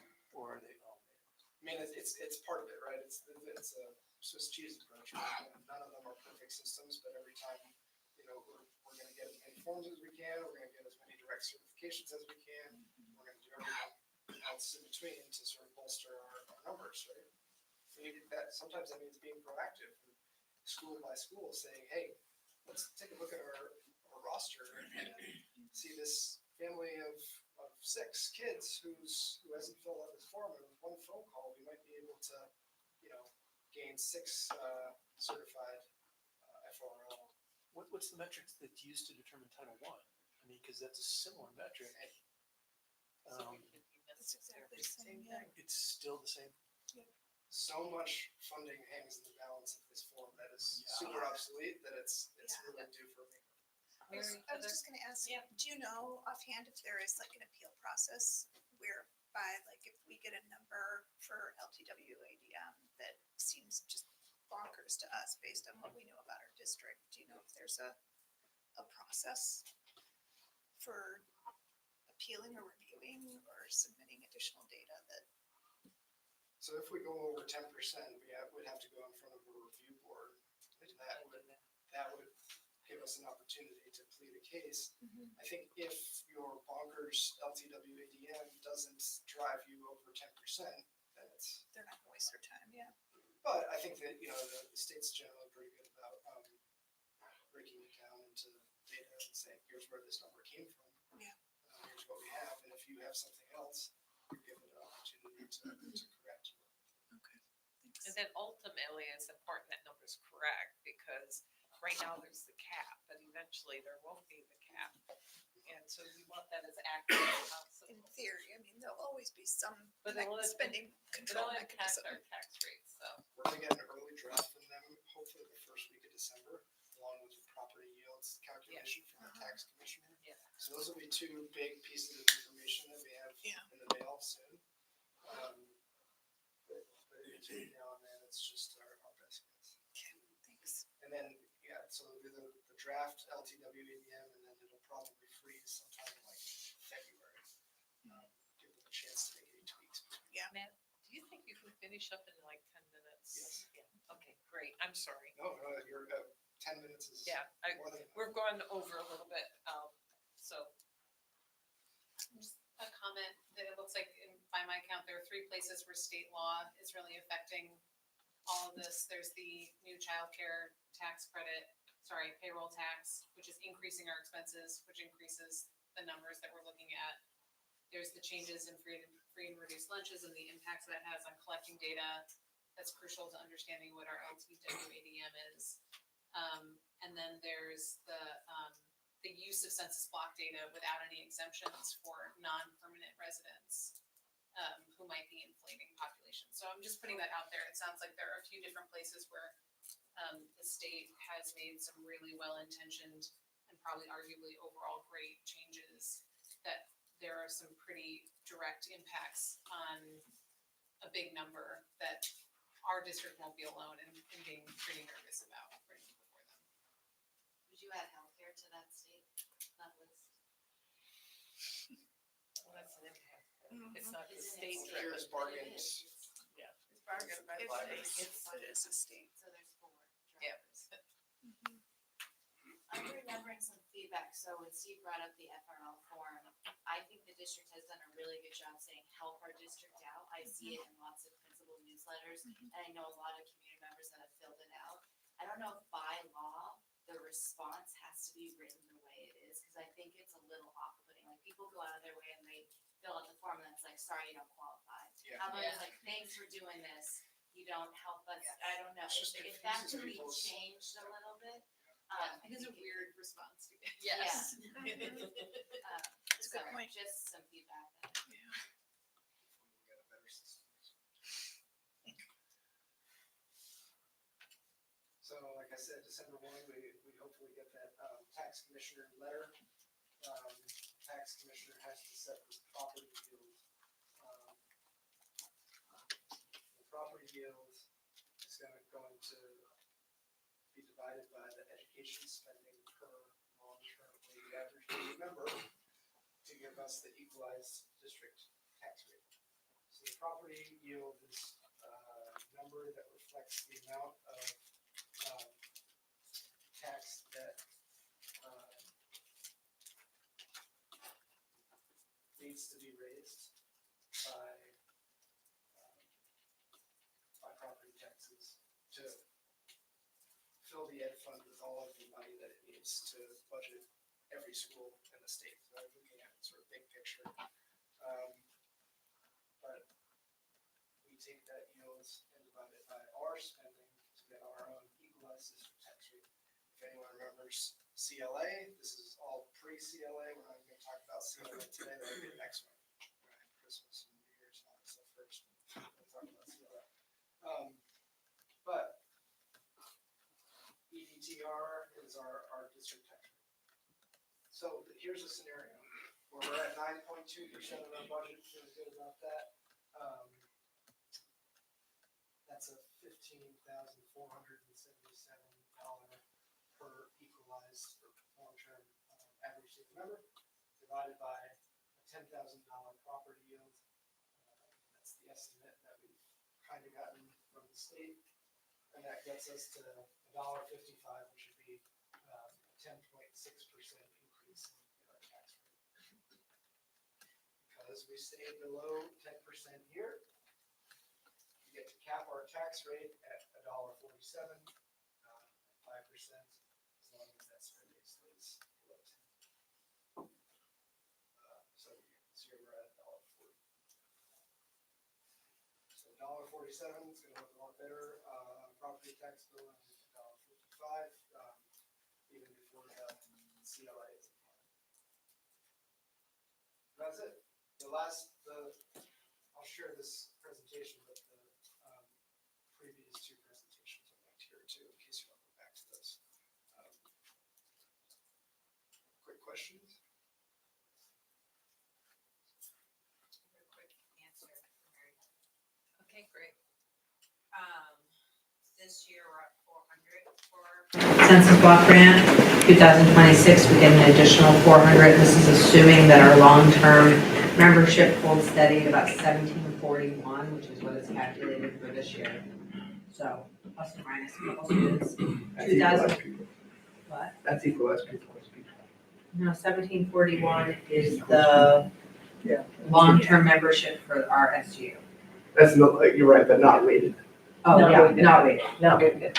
2027, which is when we go to full census block grant, and we rest at 2350, that's an additional 400. So between 25, 26, and 27, 400 times 3 is 1.2 million. That's more plus or minus. And I have the state every year sends a beautiful graphic, and every year we then get an email saying what needs to be changed in it. We can share this so that you can see, because you can see all the other districts, which I think might be interesting.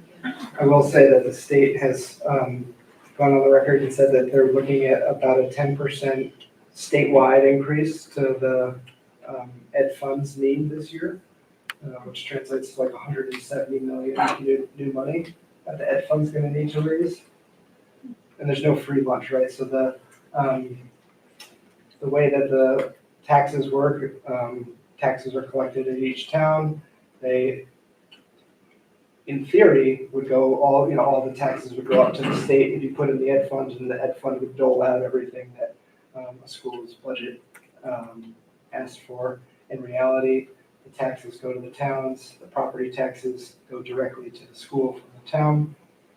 If there's a shortfall between those property tax revenues and the school's budget, the non-homestead taxes are used to meet the need. If those do not meet the need, then money comes down from the state ed fund.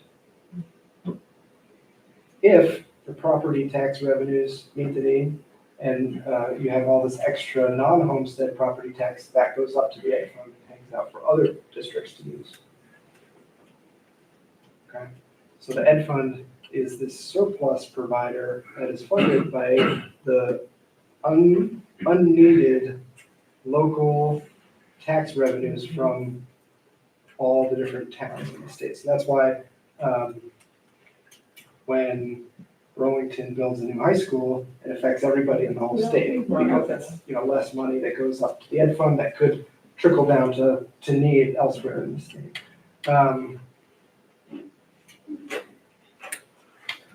Yeah, and this is kind of a question for the board. I mean, this is kind of complicated, independent of the new calculations, just how that impacts tax rates and all that kind of stuff.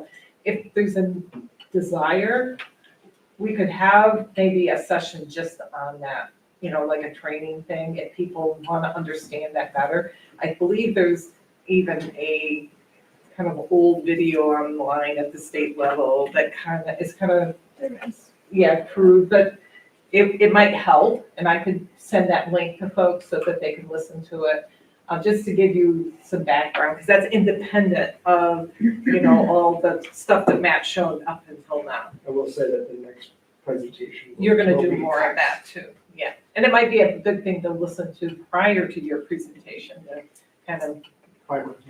primer, because it's kind of complicated stuff. And Matt, if you go to the next slide, the second link, you just need to open it up. It doesn't, click, it says I need permission to get to it.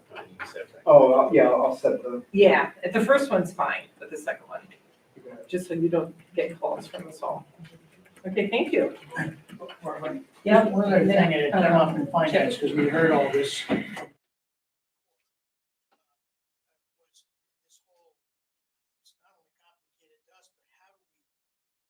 Translate this into public information. I mean, if all of us that really want to understand this don't really understand it completely, then how is somebody going to understand it? I don't know.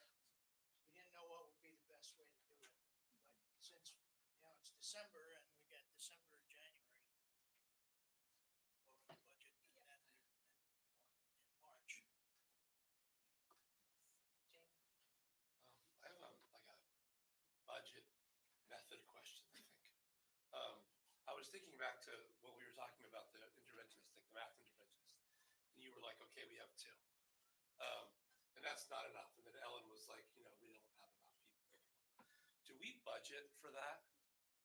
Like, are we like, when we think of our budget, are we like, okay, we need more interventionists in math or whatever, wherever, like, do we identify like existing needs and then budget for that? Or do we say, we have this much money, we're going to do what we're doing now and sort of move it, or like, you know what I'm saying? Like, it's more of like a, how does that? So there's two ways, right? There's with new money or without new money.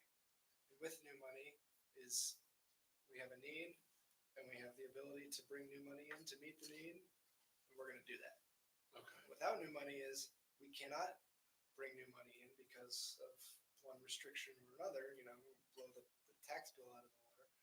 And then there's a way to look inside the budget and to say, where can we find unspent money or some of these artifacts of pre-district budgeting represent money that could be repurposed, and we've done a good job of kind of combing through to find those. But the needs change year to year, right? And so by keeping the budget nimble enough to sort of adapt to need, you can say, all right, we can fund new need because this need has been met.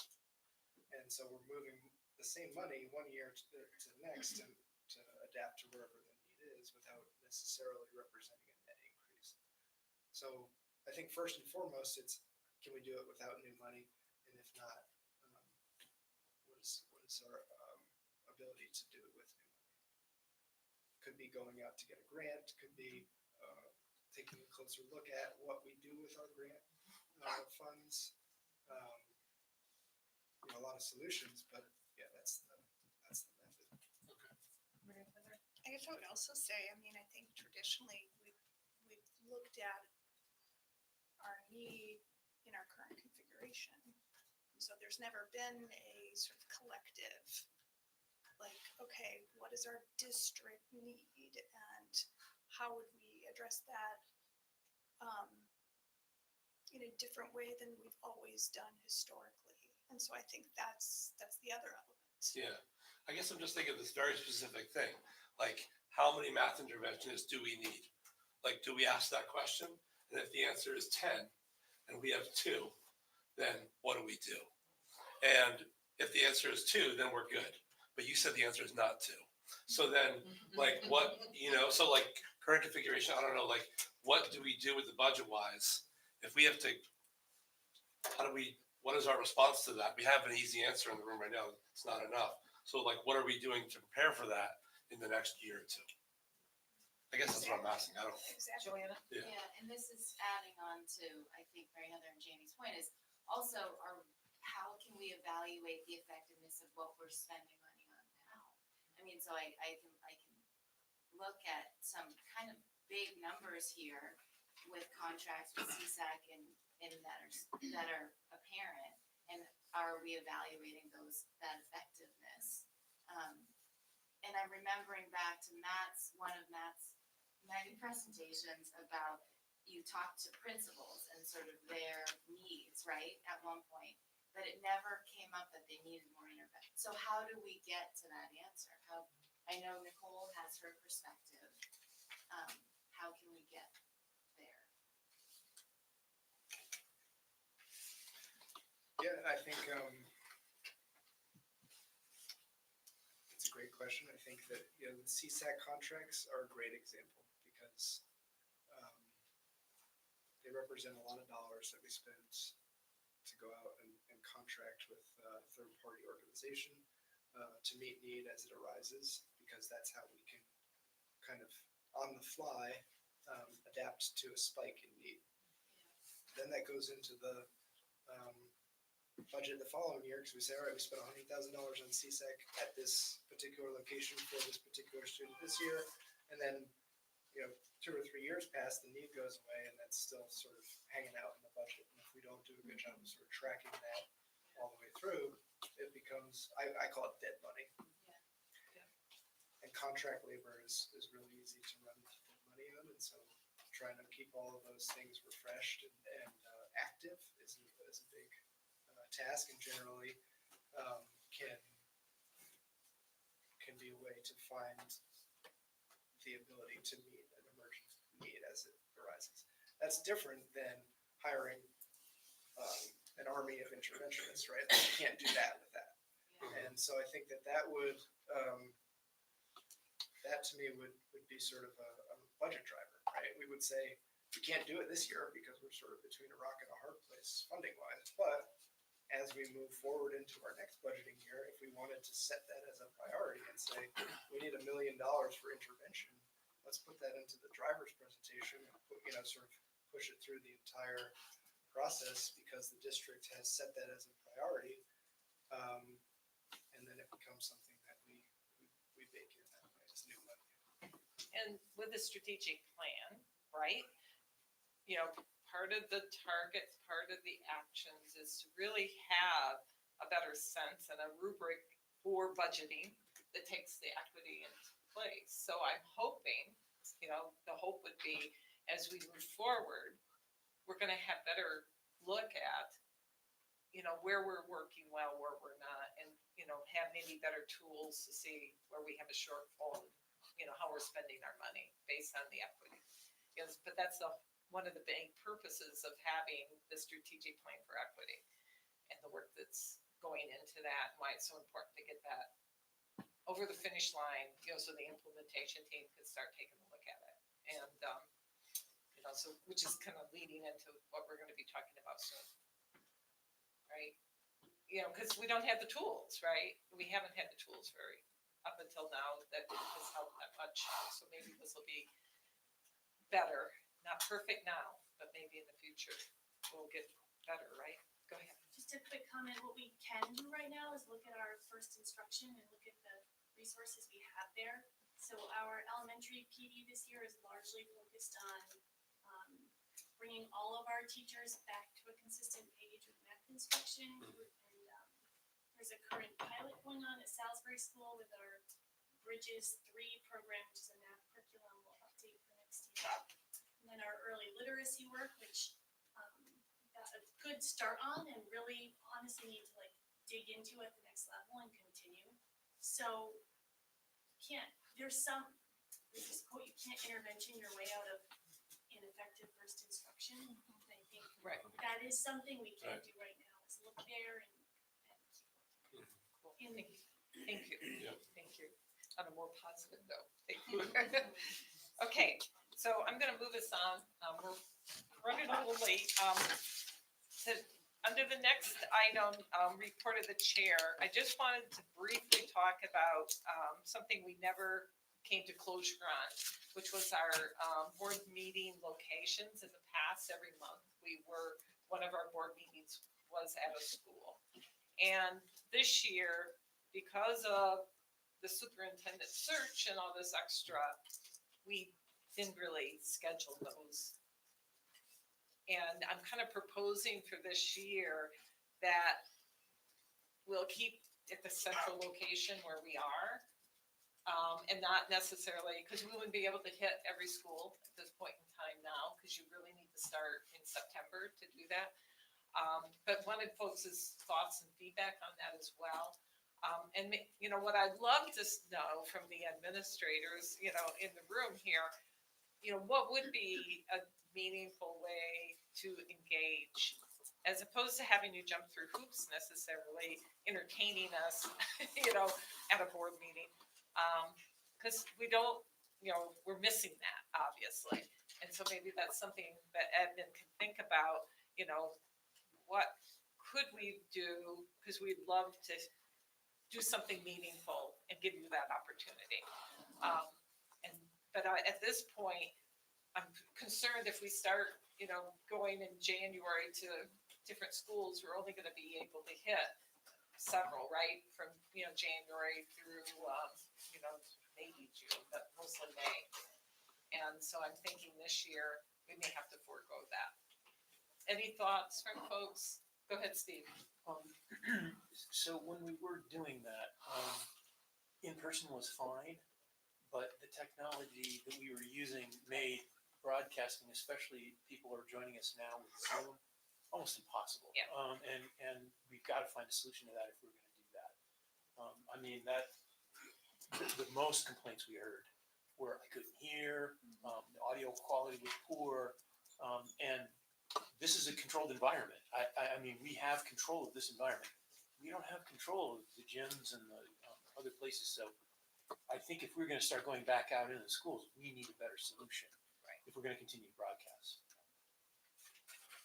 Are folks generally, go ahead, Chip. I stated before, I enjoy the presentations in the different schools, but the fact of interacting with that school's population, other than the children that may be doing whatever they're doing for whatever that is, I'm not sure it gains anything other than the frustration that Steve pointed out. Maybe politically it's helpful, but I just never felt that it was worth the effort in order to gain that type of thing. And I don't know how we could have different schools give us presentations in a central location. That's probably not practical either, but that's my problem with it, honestly. You're Heather? I agree with both. However, I think it's really important that all board members set foot inside of the district's buildings. And that seems to be currently the only time that happens. So if we don't continue to go out to our schools, I think we need, as a board, need to incorporate another way to get ourselves in those buildings and see the facilities and meet the people. Yeah, and adding to that, one thing that hasn't happened this year, because we jumped right into a superintendent search, In the past, for new board members, there's been the opportunity to spend time in the school and visit the schools. And that could be something that we could do, come January. I think it should be for all board members. Yeah, not just we could do it for all board members, that's fine. Where we got, actually come and get to tour the school, get to talk to this, principal and, some of the staff, that kind of thing. I found it really valuable. Jamie? I think I probably am in the minority here, but I'll just say that I really like going to all the schools. And I feel like if we had a little bit, not blaming us, but like clear communication about what we expect from when we go to a school, like maybe better outreach to like the community around there or their friends of groups or whatever they have to get more people to come out. I feel like the one times I've been to those places, we've had some pretty robust engagements with some of the community. So I'll just, if we did do it next year, we could go to at least not every school, but we could go to every town in that amount of time. I say this as someone who frequently went to the wrong meeting place. Yes. Nonetheless, Yes. I just found it valuable. It's hard to get people to come here. I mean, Mary Slowstar is here every day, but it's hard to get people to come to our meetings. And going to them is great. It's fun. So I would just put that out there as a supporter of that thing. It's okay if it's voted down, but. Yeah, I agree with you. But, go ahead. I was just gonna say, I absolutely agree that we should be making an effort to be in all of those schools. My concern, and I was only at a few of the out of here meetings, was the presentations and kind of that beginning site-specific time took a lot of time. And our meetings have been chock full so far. Yeah. No, To me, this is the norm, Yes. so, it's um, up here. That's true. so I feel like, don't get me wrong, because I absolutely feel like we should be making an effort to be in all of the different towns and the different schools. I don't know if our regular board meetings are the way to do it. Yeah. So, go ahead, Lindsay. Yeah, it's sort of, it's in the gym. So I don't know how we resolve that if we are in the actual space, but, I feel like it's imperative. We just have to be in the school somehow. And so, when we were at the schools, I was often disappointed with how few people were there. It would be, okay, these 6 kids are presenting and they would have 1 or 2 parents, and as the moment they were done, they would leave because it was late and they needed to get home. But I don't think that just leaving it up to each individual person, you can't, it's just too complicated and cumbersome to try to say, okay, how am I gonna go to every school and who's gonna schedule it? I don't know. How can we come up with a way to, that every one of us goes to every school every year? What would be the plan? If we were doing the meetings, traveling, to different places for our meetings, I would prefer to arrive early. Like at Mesa, for example, they do a principals roundtable and then the Mesa meeting. And, if there was a way where we showed up early, where we specifically were interacting or viewing, or there was a really clear expectation of what information we're trying to gather or share reciprocally. But I wouldn't want to just drop the travel. We haven't gone for a long time, and Since the school year started, we have. yeah, and I miss that. There was something valuable about that, but it was very time consuming and inconsistent as far as in some places we got a presentation about literacy, and other places we just got something, really valuable, but different, like where it was, you got to see a project that the kids did, but it didn't come along with any data, or sort of training or new information. Other than like what we were gaining was also valuable, but just different than what the charge of the board is in that moment, So I don't know how to, And one thing, last year, I tried to make it to the 5th grade projects, and for me, that was pretty cool, right? And it was happening anyway, so we weren't having the school be, putting something on special for us, but we got to interact with parents, there were parents there were kids, showing, and presenting their project, which was really pretty cool. So maybe we could advertise those better as a board, so some folks can really get the opportunity to go to those, because I found that to be really valuable. Yeah.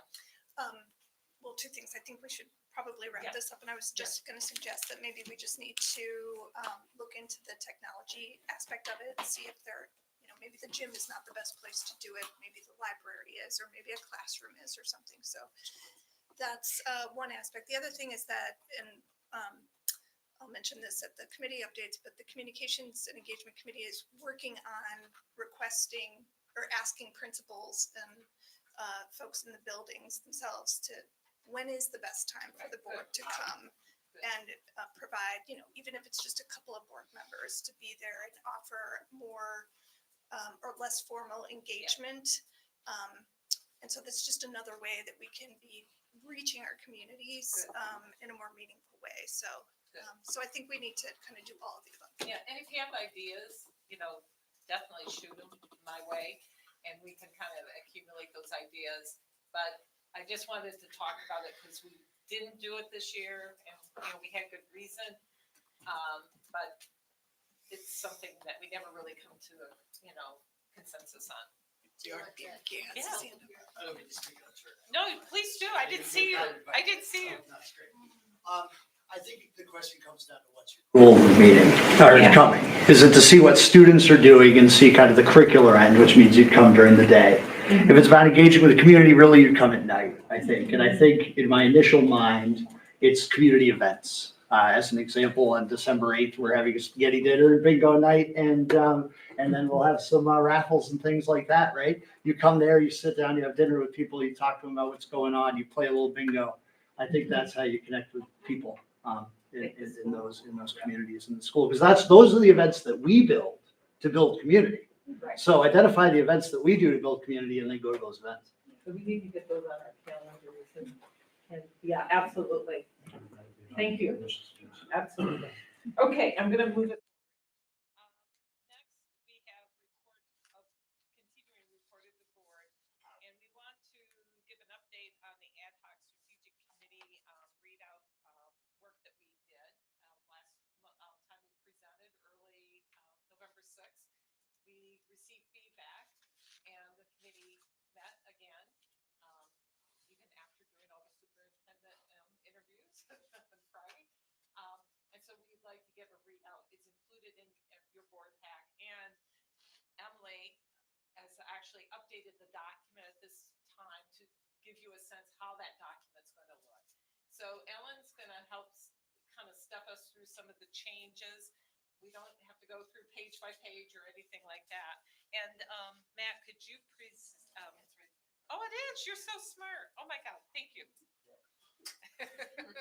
Go for it. So we created a chart. What we did was we went to the minutes from our November 6th meeting where Mary Heather had documented all the feedback that we got from our full board discussion, and then just kind of went one by one through those. So the chart that you got and that's up here is meant to kind of connect the changes that are in the document specifically to those comments. So there was a comment about belonging and whether or not 100% of students, if that was the right metric for a target, and so we replaced that with all students instead of 100%. The next one down is, should targets have this level of specificity? And this was a bigger question about whether or not the board should adopt a strategic plan with really ambitious and also numerically specific targets, which there are many of in the draft that we've got. And we talked about this and sort of felt like it's worth keeping them in the places where they exist, if for no other reason than to have something that you can quantifiably measure progress against. The next one was around the strategic plan, providing a definition of historically marginalized student populations to be clear and consistent. That now exists in the copy that Emily has made for us, and really grateful that she's also marked it up. If you scroll, I believe it's towards the end is where the glossary is.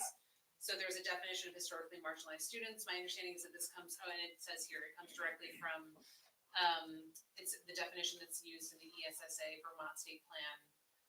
So that's the definition, or the term that we're using that has a definition in the glossary. And then our goal, and so anyone who notices different, is to be consistent in using that term, historically marginalized, so that it links back to that. The next comment was that the document should provide clarity regarding the board's role and the implementation team's role and how things move forward. So also in the document, the draft that you got is an updated section that outlines the process for developing the plan. So there's sort of a historical look back at what got us to this moment, and then moving forward, once the board adopts the strategic plan, who's doing what, and that exists earlier. Scroll up, that is, I think, on page 2. I'm reading this right. Roles and responsibilities of the strategic plan. Then we've got a comment around board members needing to recognize the complexity of student need, and the strategic plan needing to capture the full range, including academic, social emotional learning, behavioral, peers, etc. So we worked to sort of incorporate just more comprehensive language in a couple of places. Under goal 2, target 1, we included, so I think it had read in a way that didn't really get at student needs specifically, and then we added comprehensive data sources are used to identify and understand the academic, social, emotional, and mental health needs of all students. And we also tried to be more comprehensive under goal 2, target 2, by again adding in some more explanation of what types of needs, this is more of a callback. This is where we said, the full range of student needs. So that's going to come right under target 1, where there's sort of spelling it out and then calling back to the full range of student needs. And then goal 2, strategy 2 was modified to the language collect, analyze, and report on the full range of student needs and resource allocation data. The next one was, where does the board support for an expectation of professional development fit into the strategic plan? There was a lot of discussion in our November 6th meeting around whether that should live under goal 2 or goal 3. And we had looked at language that was in the Burlington strategic plan as sort of a starting place. So we added under goal 3 a new strategy 4 that reads as follows: prioritize coherent and transparent professional development that aligns with district goals and targets, supports staff growth, and values diverse identities across our district. So this is a new strategy that we added. The next major comment that we sought to address was around the graduation target under goal number 3. So if you recall, I think that it was written as the 4-year cohort high school graduation rate will increase to at least, or to 95%, I think we had it at. And that sparked a really great discussion around who's not captured in graduation rates and different student experiences that should be measured as success, even if it's not a graduation rate. So we modified that goal, or that target, down to at least 90%, which isn't so far off, but would still be an ambitious increase for our current 4-year cohort high school graduation rate. And that was the major change in this. The second half, which is the decrease in the graduation rate between the gap between historically marginalized students and not. That's consistent with what you all saw earlier this month. And then we also added in goal 3, target 5, new language, which is highlighted, which is. For some reason it didn't highlight. Oh, it didn't highlight, but that's fine. It's this language that you see right there. We used to go down.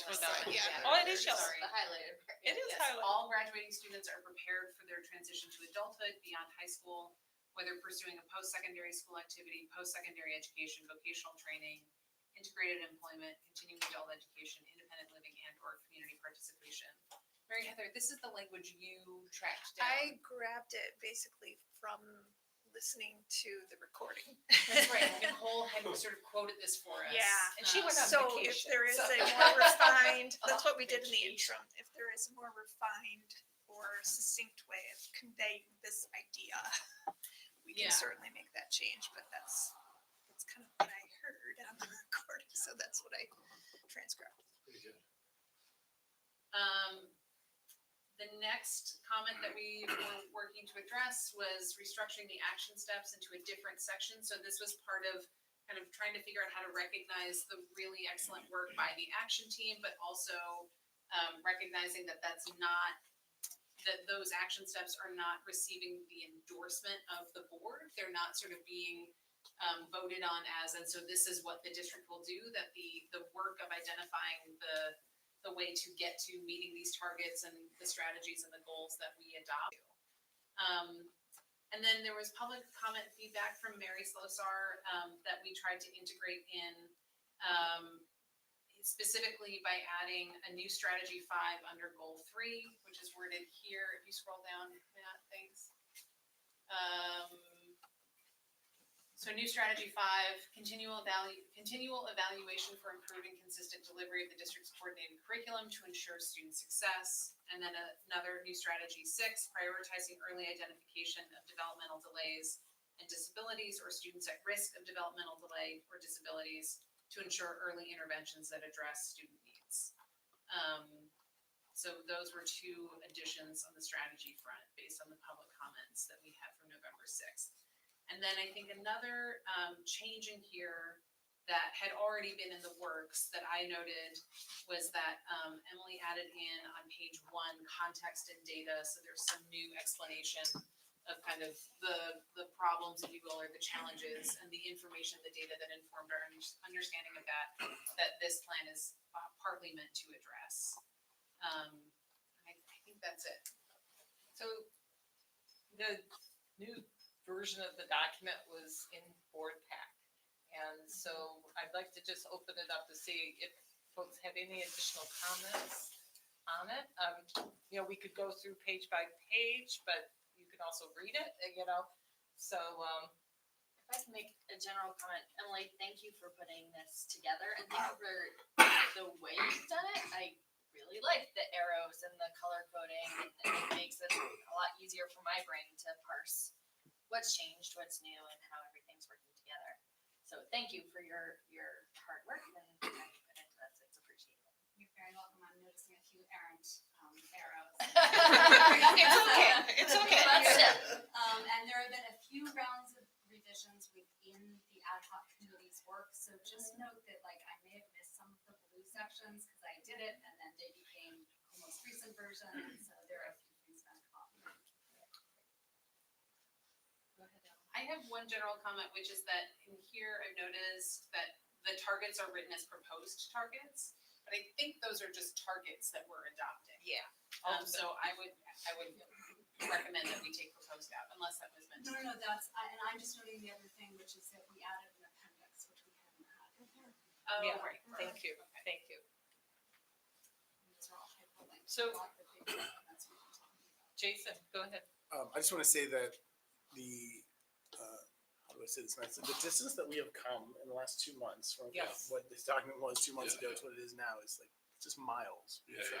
So I appreciate that. All the work of everyone on the ad hoc strategy committee. Thank you. Thank you.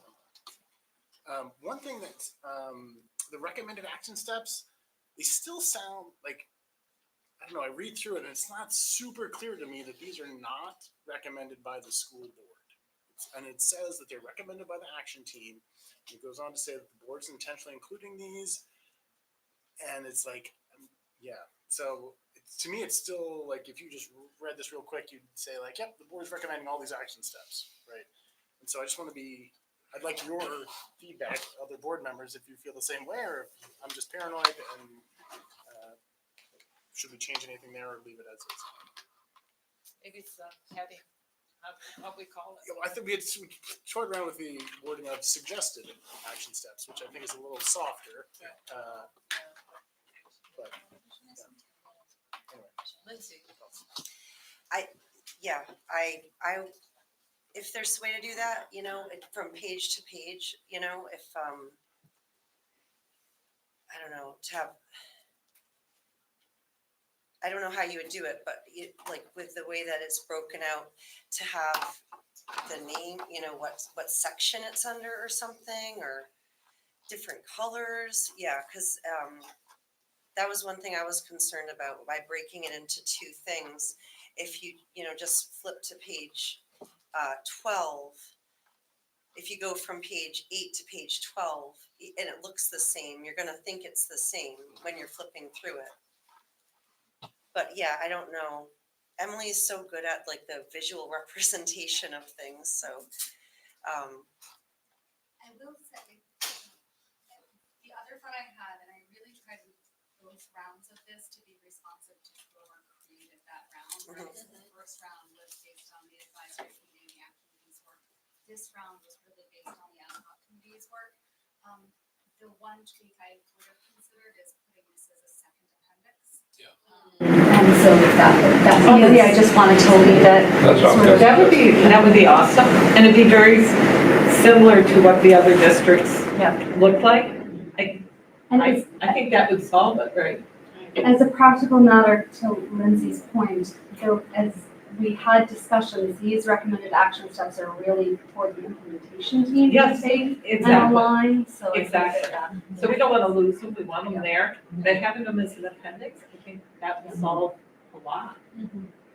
Could we put like the name of the section next to the page or something like that? But I think that would really help. Because it is a 20-page document. It's not loading here, but you what? Get that page number down. Okay. Okay, Suzanne and then Mary Heather. On page 8, strategy 3, to hire staff with diverse identities who are on board and coached and mentored to achieve strong retention. I just wonder about the wording. I mean, it's always everyone's goal to have a diverse staff, but are we saying we would hire individuals because of the diversity and maybe not necessarily because of that they're qualified as the next person? I'm just wondering. Like affirmative action. I'm sorry, I couldn't hear that. Mary Heather, did you hear what she? Yeah, I think it's really targeting as to whether or not we would be doing affirmative action.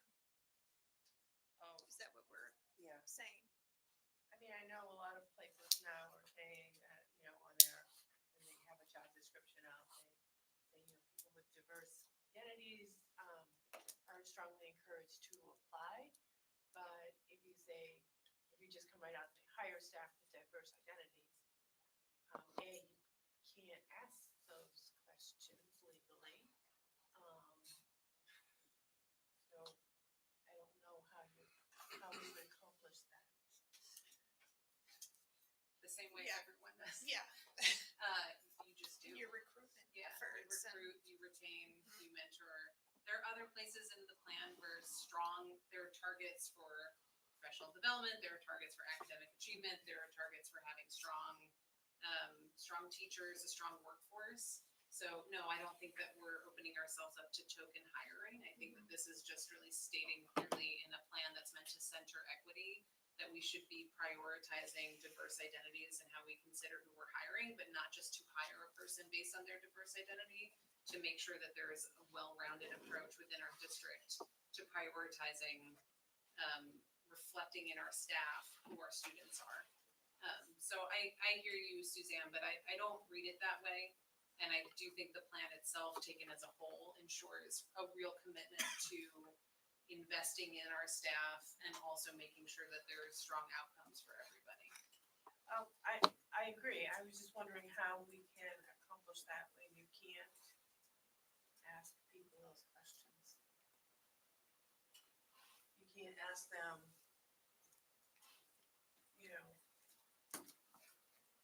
what their background, you can ask them about their background, but you can't ask them about their racial background, their religious background,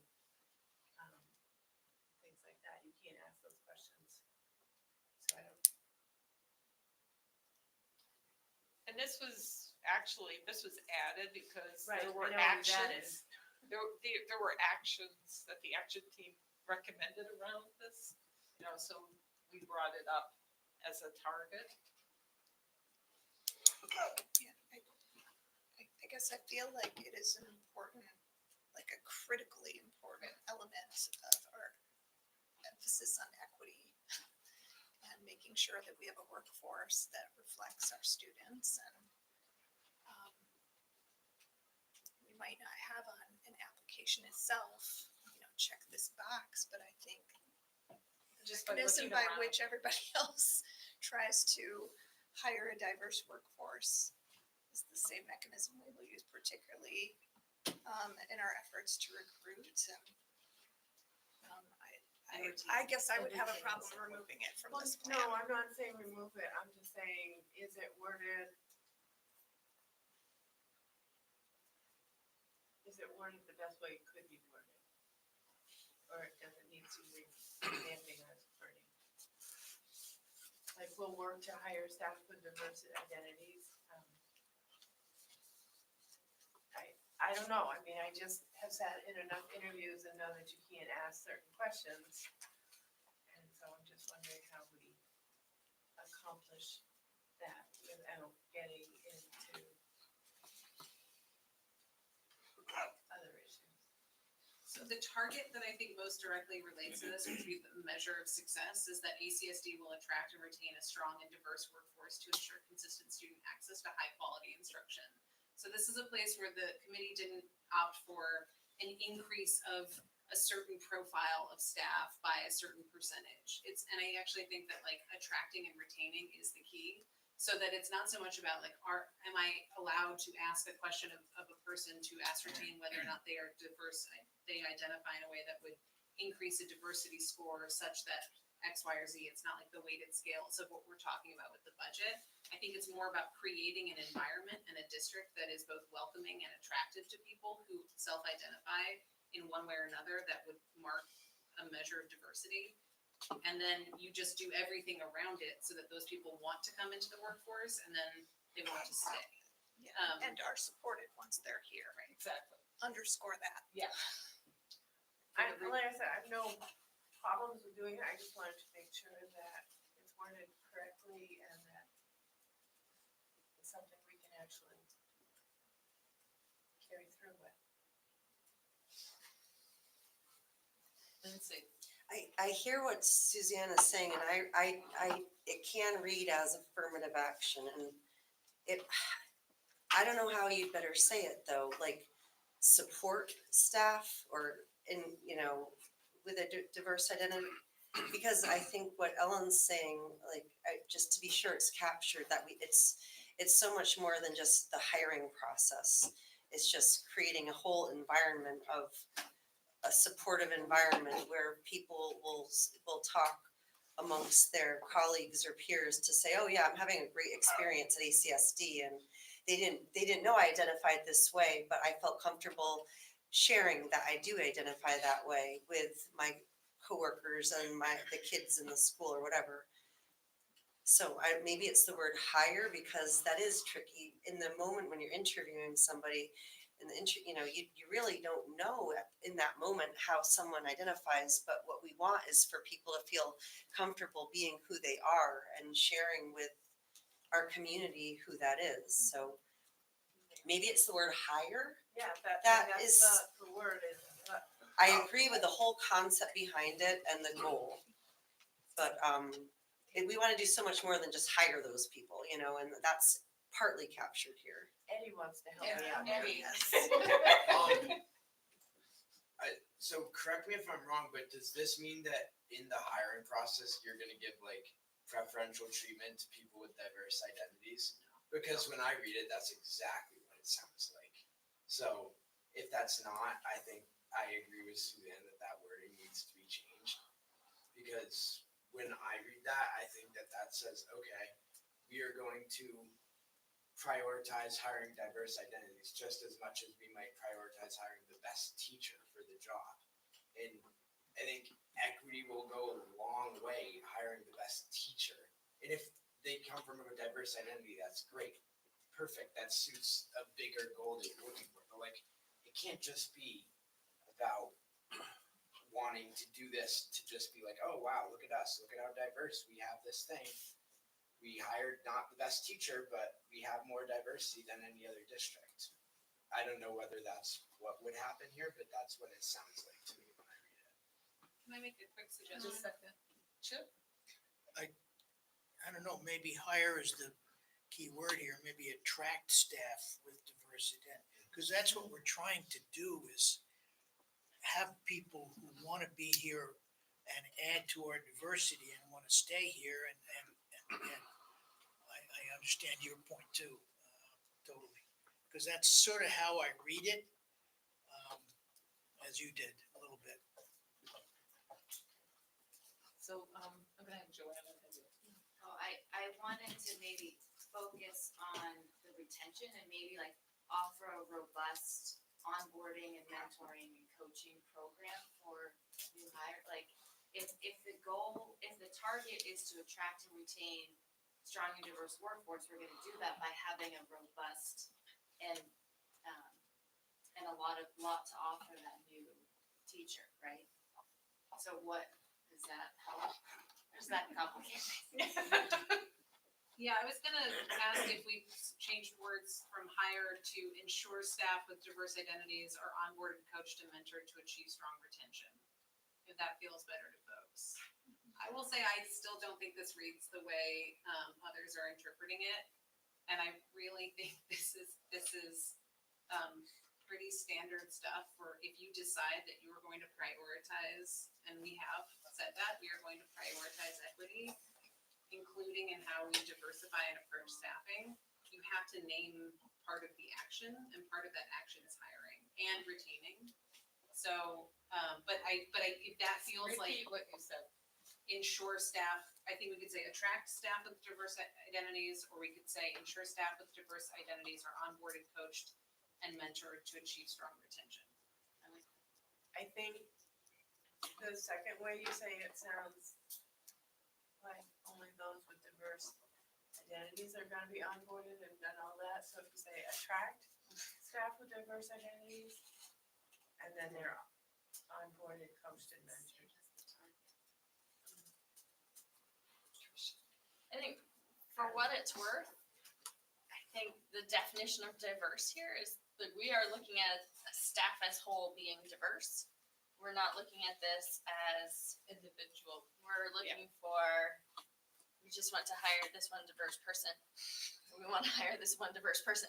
Like we're building we're hiring a staff with diverse identities who are onboarded, coached, and mentored. So I like your ensure staff, or I like the ensure version. And I think it's important for us to maybe not get too micro in this, like really remembering that we're talking about big picture and not down to the individual. I had something else to say, but I lost it. So we'll go with that now. Steve? I agree with Ellen. I think hire needs to be in there. Because it's, I mean, I don't think affirmative action is such a dirty word, as other people. And, how do you get people in an essentially all-white district, all heteronormative district to come in, if you don't say that you're gonna encourage that? I mean, that idea that, well, we're gonna hire a diversity candidate instead of the best qualified has been deployed against affirmative action since the 1950s. So I don't think we're wrong to say hire. I don't think we're wrong to put a label on this and say, we need staff that's more diverse than what we have right now. So. Can I add on to that? Yes. I was just gonna say that I think based off of, geography and how far away from the highway we are, a lot of other things in terms of like traffic generation for our district, it's hard to like become a new person living in ACSD. And so what we might mean is to have an intentional hiring reach that extends outside of our district, and to commit to spending the dollars that we would need to advertise and to intentionally reach out with hiring needs to a broader audience of potential candidates for any position. And in doing so, ensure that we have given ourselves a chance to meet a hiring need with the most diverse cross-section of applicants possible. But if we say that we're going to prioritize diverse hiring, and then we just hire locally for every position, we're going to have a hard time meeting that goal. Right. No matter what. The issue is attracting. The issue It is is. attracting and being intentional in how we reach to other districts, to other states, to other, geographic locations, and what kind of hiring strategy we employ. Do we use a consultant? Do we use another school district instead of an exchange program, whatever it is, but, I think that the commitment overall is to reach. So where are we, guys? Process-wise, we're not adopting this tonight. No, When we're it's not. time to Yes, digest. but Yeah. what I would like to do is have it on the agenda next meeting to adopt. And so there needs to be an opportunity to have consensus on the language. That, before we vote on it, right? It sounds like this is the main thing, right? Emily has a comment. Emily. I would just, and I could spend 3 hours wordsmithing, so I may be on my own island with that, but. I think that we can just group our verbs here and say hire onboard coach and mentor, like whatever we decide those verbs can be, if you want to put them together, I think it may split the difference between. So like say So we hire would say onboard hire coach, onboard mentor. coach, mentor, those with diverse identities to achieve strong retention with diverse identities. I think it's the separation of those things that is causing the misunderstanding. Would that work for folks?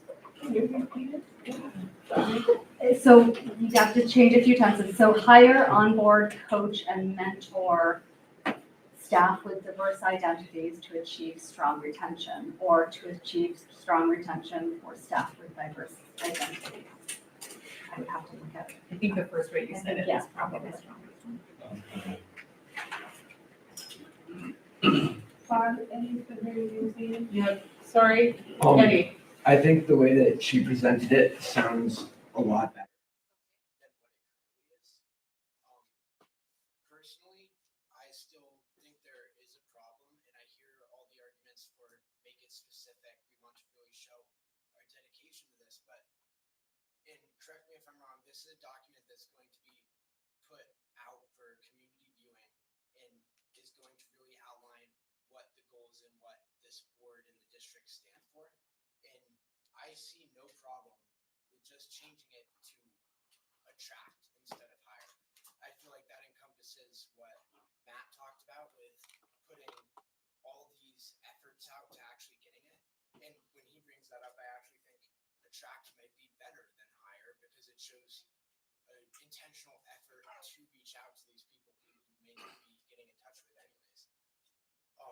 And I would just say, if there are people in this room who are well aware of the making of this document, who have the issues with how this sounds currently, and especially just the word hire being in there, I can't imagine how many people outside of this room would probably read it the same way when they read it and have those same concerns about what the board and the district's goals are when they are hiring staff. What are the main focuses? So I like that way that was just presented much better than how it currently is. But I do think there needs to be a really strong consideration of how important do you think hire is, and are you willing to take the chance of people reading it the way that I read it and other people in this room also read it, that makes it seem like there's something that has been implied there's not going to be, but those people won't have the option to know that.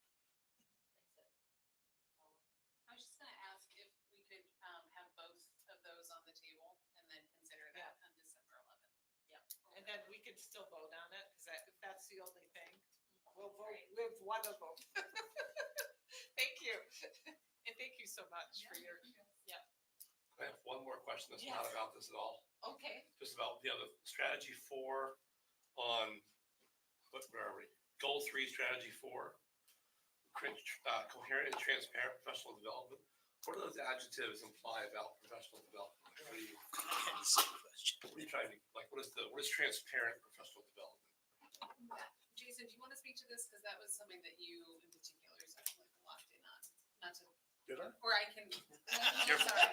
For you, I think it was mostly just a feeling that we don't, like, a lot of people don't know. their teachers' training. Right. Like, Just trying to make it training more- have our teachers received? Yeah, what do they do on early dismissal days? Yeah, I don't think it means like they're all recorded for, I mean, No, again, but- there's a world of implementation that. What do you mean? What did you say?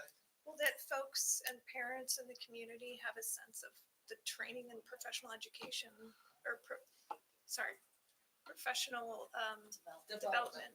Oh, that goes on. That their Yeah. teachers have received, So, yeah. yeah. Transparent to the community. Well, and to us too, right? I agree with that sentence. I don't think it's So conveyed here. that's what we were Yeah, talking okay, about. I agree when with we that sentence. were talking about transparent. Okay, well, Here it might have truly just come from what we were initially adopting from, starting from the Burlington plan. I don't know if we specifically Yeah, I think it attached to a had special meeting to cover transparent it. Yeah. in there as well. okay. Lindsay. Could we add a definition of diverse identities to the glossary? Or could we take a stab at that?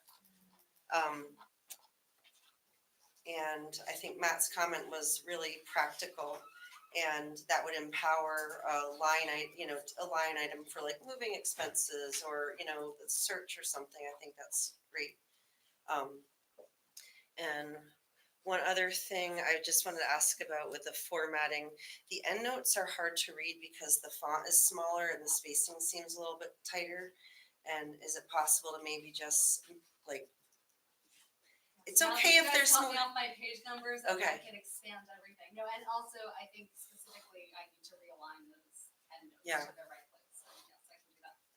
I think it's like, I don't think it's a problem to have more pages if it makes it more readable when you're formatting. I don't know how other people feel about that, but if there's ways to format it, so, using your tool, the visual tools of like different colors or bullets or graphics or whatever, then I'd rather have it be 30 pages long and really readable than 20 pages and super tight, But it looks fantastic. You've worked so hard on this and you've like stuck through a lot of changes. So thank you, Just Emily. one quick comment on that, and it's more formatting. If in fact we're concerned that the action steps recommended, or whatever term we're gonna use, maybe just increasing that blue space which defines that they are recommended by the action team, and increase that a little bit so it's a little more prominent, you're more apt to read it. I didn't read that, and then I came back to it, and I was reading stuff under it. So, I don't know, that's a little, And that almost it's not my needs to be job, moved but up to the next level. Because it applies to all the goals. right. So it could be up underneath the very first number 1 heading. Because that is repeated throughout, that's for every single goal, right? Cool. Anything else? So it sounds like, we have a few little things that we're in good shape. Yeah, we're within reach. We're within reach. Yeah. Now we put it in Emily's wonderful hands. Oh my gosh. Okay, thank you. So, let's go through and just do a quick update on the committees. If hasn't been any activity, just say there's no activity. So we can start with communications and engagement. Yeah, the last thing we've done is just reached out to our building principals to see about when is going to be the best time for their communities, for having a couple board members show up to kind of sit and listen, and also provide whatever updates we have to provide on the strategic plan. That's pretty much it. So I'm just getting some emails back from principals now that Thanksgiving's over. Jason? Facilities committee met this morning, 2 headlines. The kitchen update is nearly complete and came in under budget. And so we will not be using the contingency fund in the project. Another thing I thought that you might want to know is that there was a complete failure of the well control system at the Ripton School, which means that twice a day somebody has to manually fill the water tank there. That is going to be replaced in the next month or so. Those are the highlights. Sportscast. Finance, anything else to add, Chip? Yeah, just 2 little things afterwards. We spent almost all the time doing what Matt did before, so, but he did update us with the fact that the first quarter of fiscal year 24 report was right on track, okay?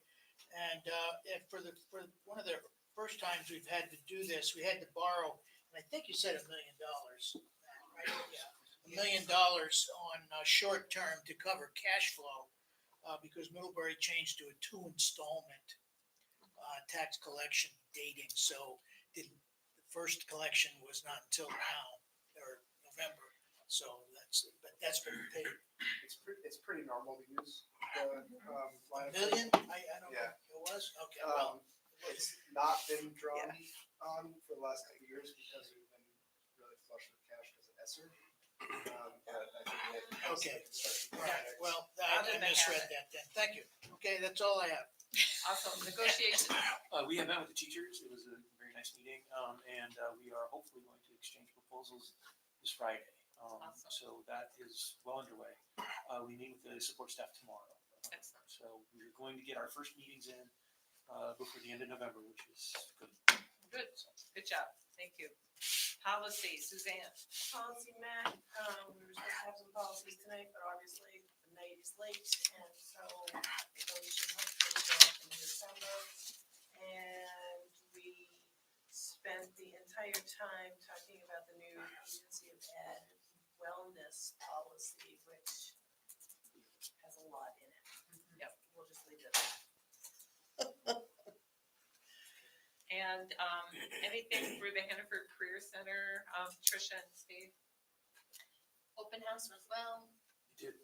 We I did. still don't have the tuition numbers that you're waiting for. Yeah. Ellie was there. I mean, I saw Ellie. If I missed Excellent. anybody else, Yeah. Yeah, sorry I missed you. But it was great to see Ellie. I have tried, but I understand. yeah. CPAC. CPAC had their literacy event a couple weeks ago with Heather Gibo. How kids learn to read and what that means for our district, I think is what was said. I think it was I actually listened to it afterwards. It sounded good. It was good. Parks and Rec, anything? Nothing new. Okay, and Middlebury Community TV did not meet in November. Okay, so, thank you. Moving to public comment on any topic. We need to look and see who's attending as well as in the room. Let's start with attending. If you could click on that tab for me.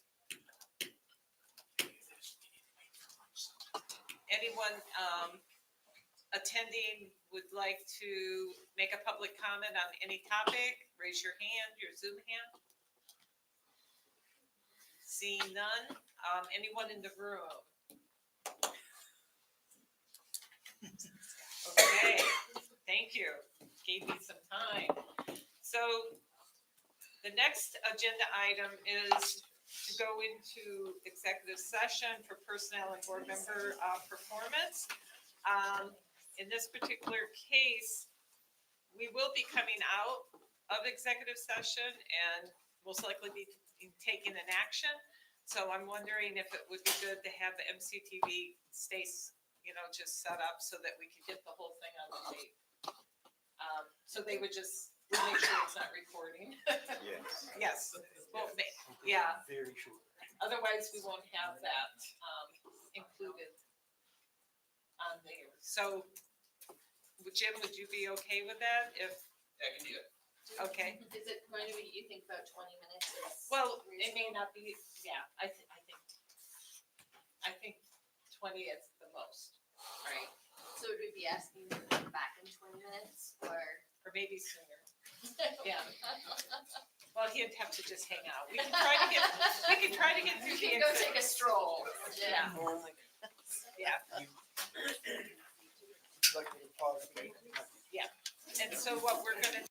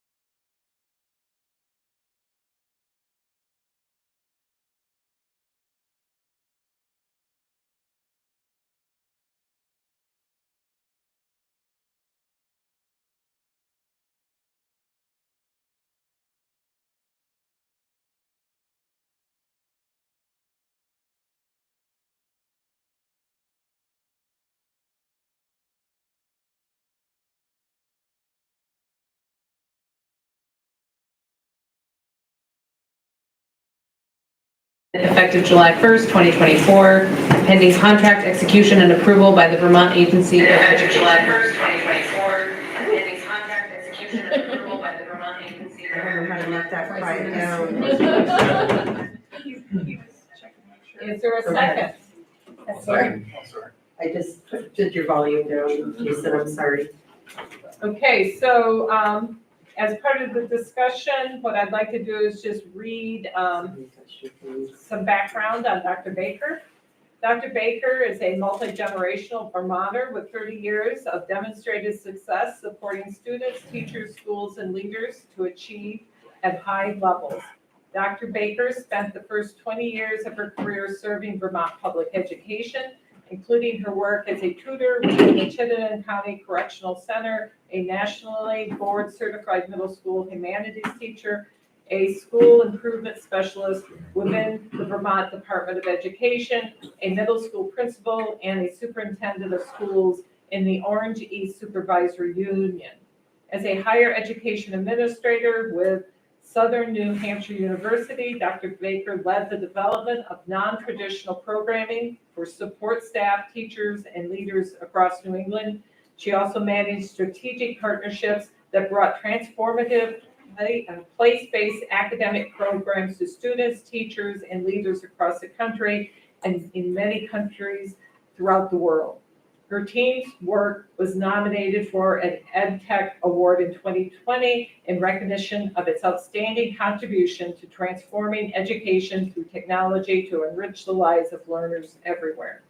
Dr. Baker served as the Vice President for Institutional Advancement of Clinton Community College, which focused her attention towards community partnerships, philanthropy, and grant acquisitions. Currently, she collaborates with community organizations as a philanthropic developer and independent advisor for state, federal, and foundational grant opportunities. Dr. Baker's passion is deeply rooted in social justice and equity. Alongside her full-time roles, she has sought to gain perspective across cultural contexts as a consultant with more than 50 diverse organizations across the United States, in Liverpool, England, and in Johannesburg, South Africa. Since 2013, she has developed and taught graduate coursework and advised doctoral research in equitable teaching and leadership practices, socially just public policy, and positive organizational development. In her free time, you'll find Wendy Baker on the basketball court, officiating boys and girls varsity games on both sides of Lake Champlain, playing the imaginary game of the day with her granddaughter, or digging deep into the shelves of the second-hand bookshop she owns with her husband Rich in Plattsburgh, New York. She looks forward to getting to know the priorities, people, and communities of Addison Central School District more deeply in the coming months. So at this point, any questions, any comments? Are we ready for the vote? Okay. All those in favor of approving the appointment of Dr. Wendy Baker as the next ACSD superintendent effective July 1st, 2024, pending contract execution and approval of the Vermont Agency of Education, indicate by saying aye. Aye. Aye. Any opposed? Any abstentions? The ayes have it. And I just wanted to add that Brian was hoping that he could join and was going to also vote affirmative. So he felt bad that something came up with his family, so he couldn't do it. Thank you. So that's, I do have a summary, a statement of appreciation that she provided me to read tonight. She says, "I'm humbled by the board's selection as ACSD's next superintendent of schools. The communities of this district are known widely for their dedication to the education of children and youth. I'm delighted to have the opportunity to join the district's talented team. It's an exciting time to be in the field of education. The young people I know inspire me.